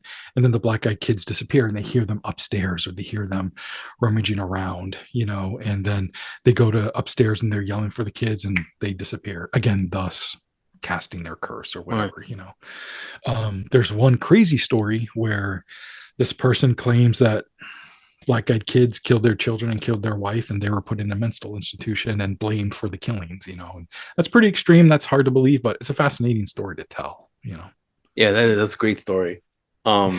This next one is probably the most intriguing one and probably the most scariest one. Do you know which one I'm going to talk about? I don't know. Nomar goes to the library to give a talk. That is pretty scary. No. Seriously though, but how was the turnout? And then did you sell everything out? I think I almost sold out. I sold something to everybody that was there, so that was cool, and it was a pretty good turnout. It turns out my fandom in that specific town was Boomer, and I accept that.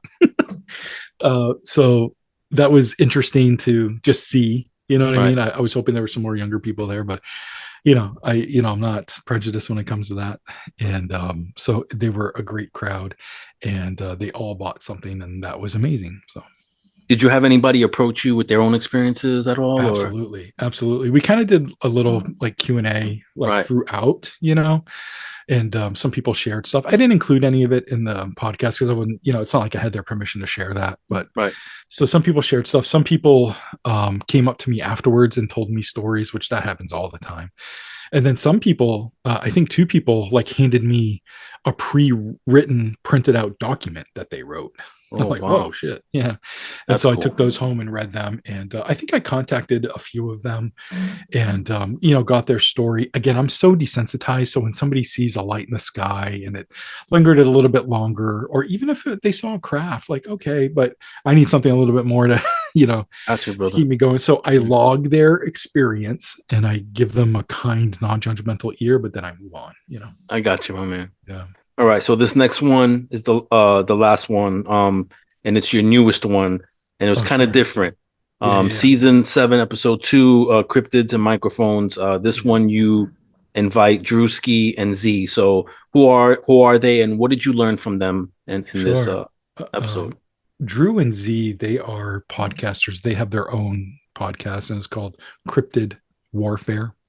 And they mainly tell cryptid-based stories, have cryptid experiencers on, cryptid investigators and researchers on. But these guys also have their own cryptid investigation team where they go out in the field and hunt for Bigfoot mostly. There is some dog stuff, there is some dogman stuff, there is some paranormal stuff that they tap into a little bit, but it's mostly Bigfoot stuff. And they've had some really interesting encounters. They've yet to see a flesh and blood Bigfoot with their own eyes, but they have had rocks thrown at them. They've had their alarms. They set a perimeter alarm every time they set up an investigation, and those are getting tripped a lot. And when they go investigate it, it's not a deer, it's not a critter, it's not this, it's not that. Like, really, the only thing it could be is either another person or maybe it's a creature of some sort. Right. So they came on and they shared some really fascinating stories. And one of them has a law enforcement background.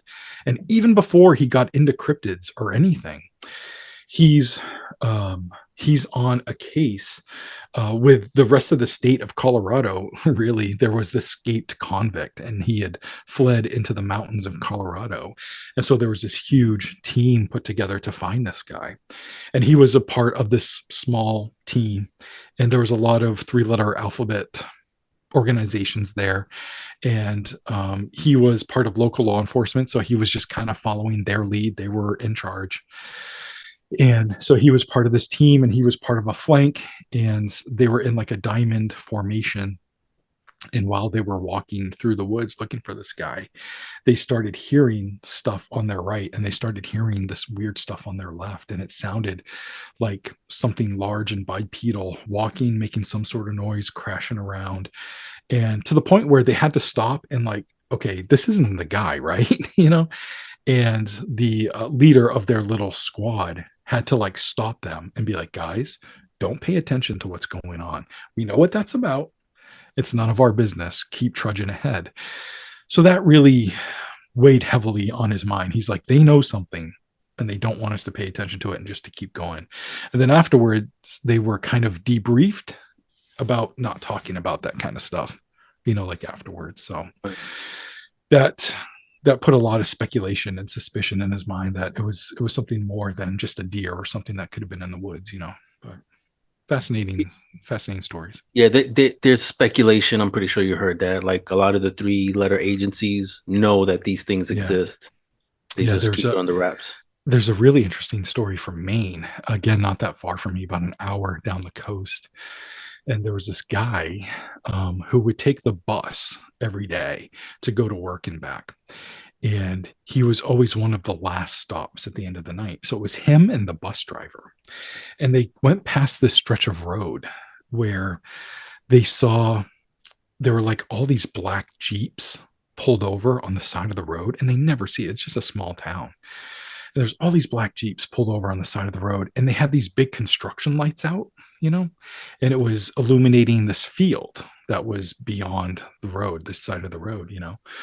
And as they're going by, the bus has to drive super slow because these cars are kind of taking up a lot of space. And so the bus kind of has to get in the other lane a bit to go around the cars or all these Jeeps or vehicles.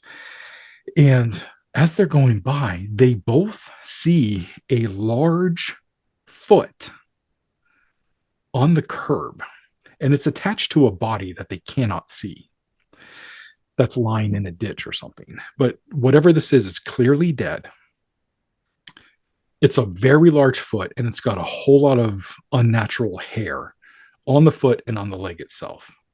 And there's some skin missing and some fur missing, like it had been hit or something, So they drive by very slowly and they see this, but then they keep going.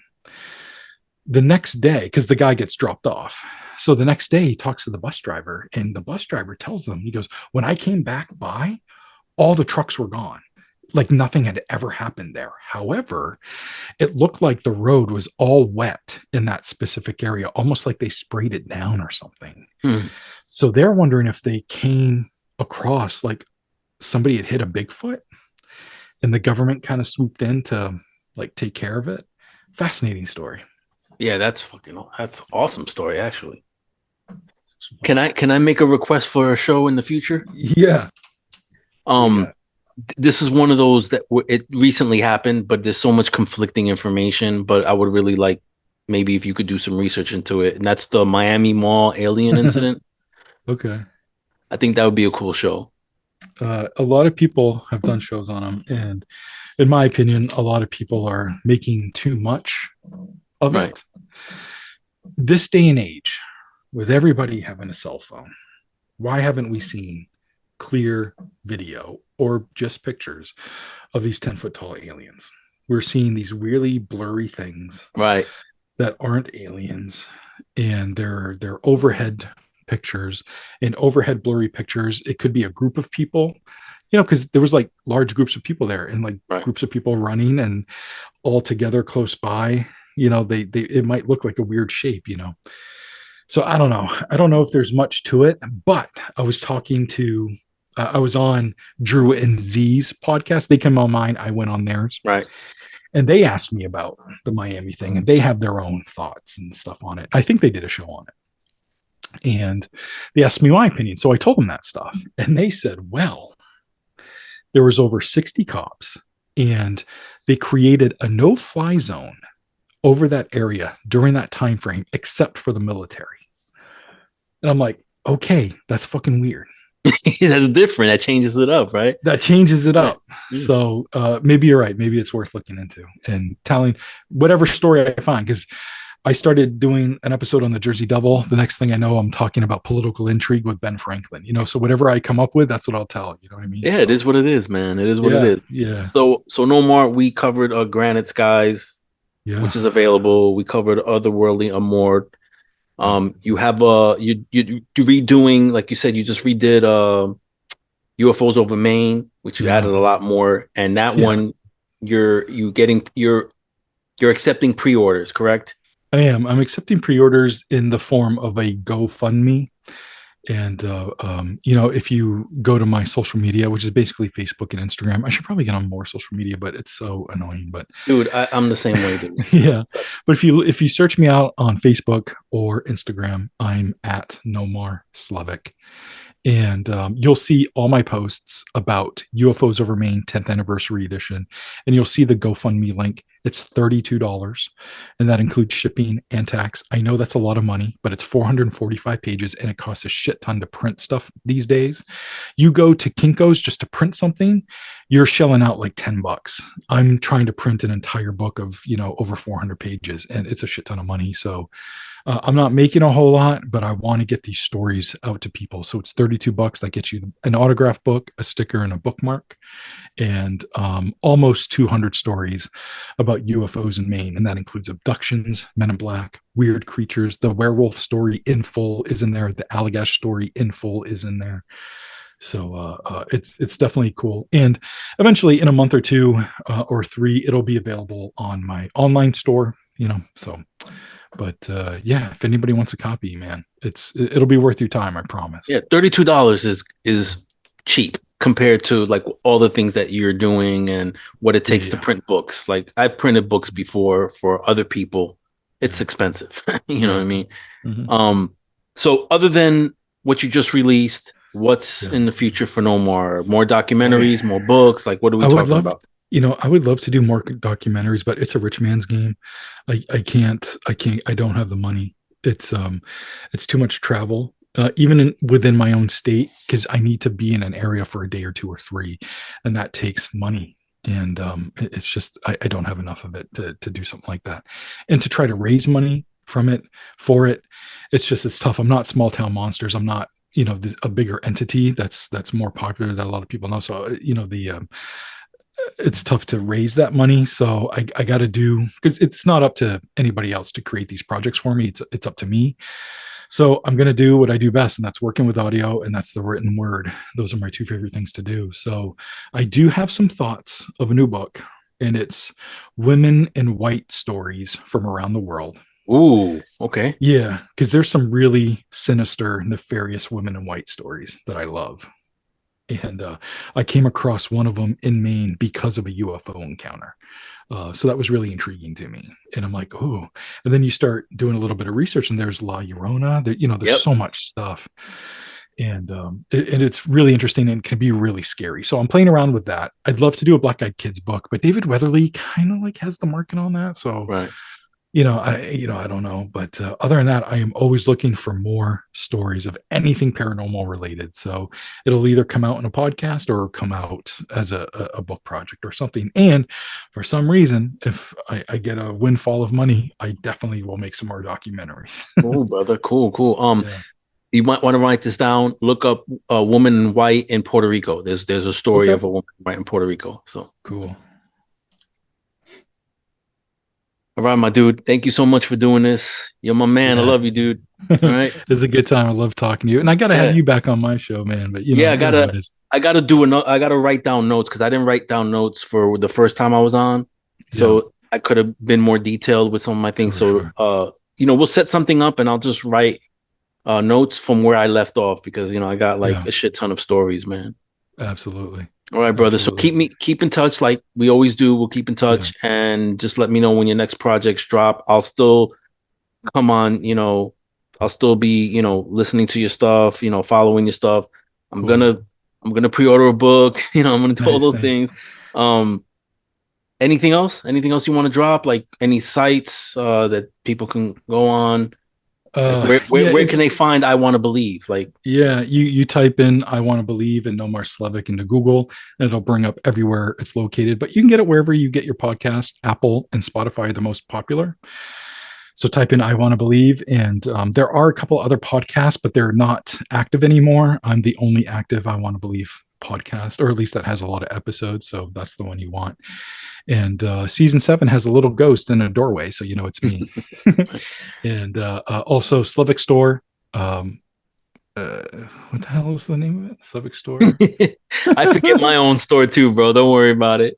I forget, man. But allmylinks.com/Slevik has everything. Podcast, store, all that good stuff. allmylinks.com/Slevik. Or it's such a unique name, you can Google Nomar Slevik and still find all my shit. So Right.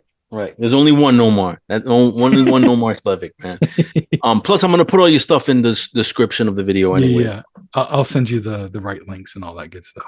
All right, brother. Have a great night, and thank you again for doing this, bro. Yeah, thanks so much. I love you to death, man. All right. Peace, brother. Love you, man.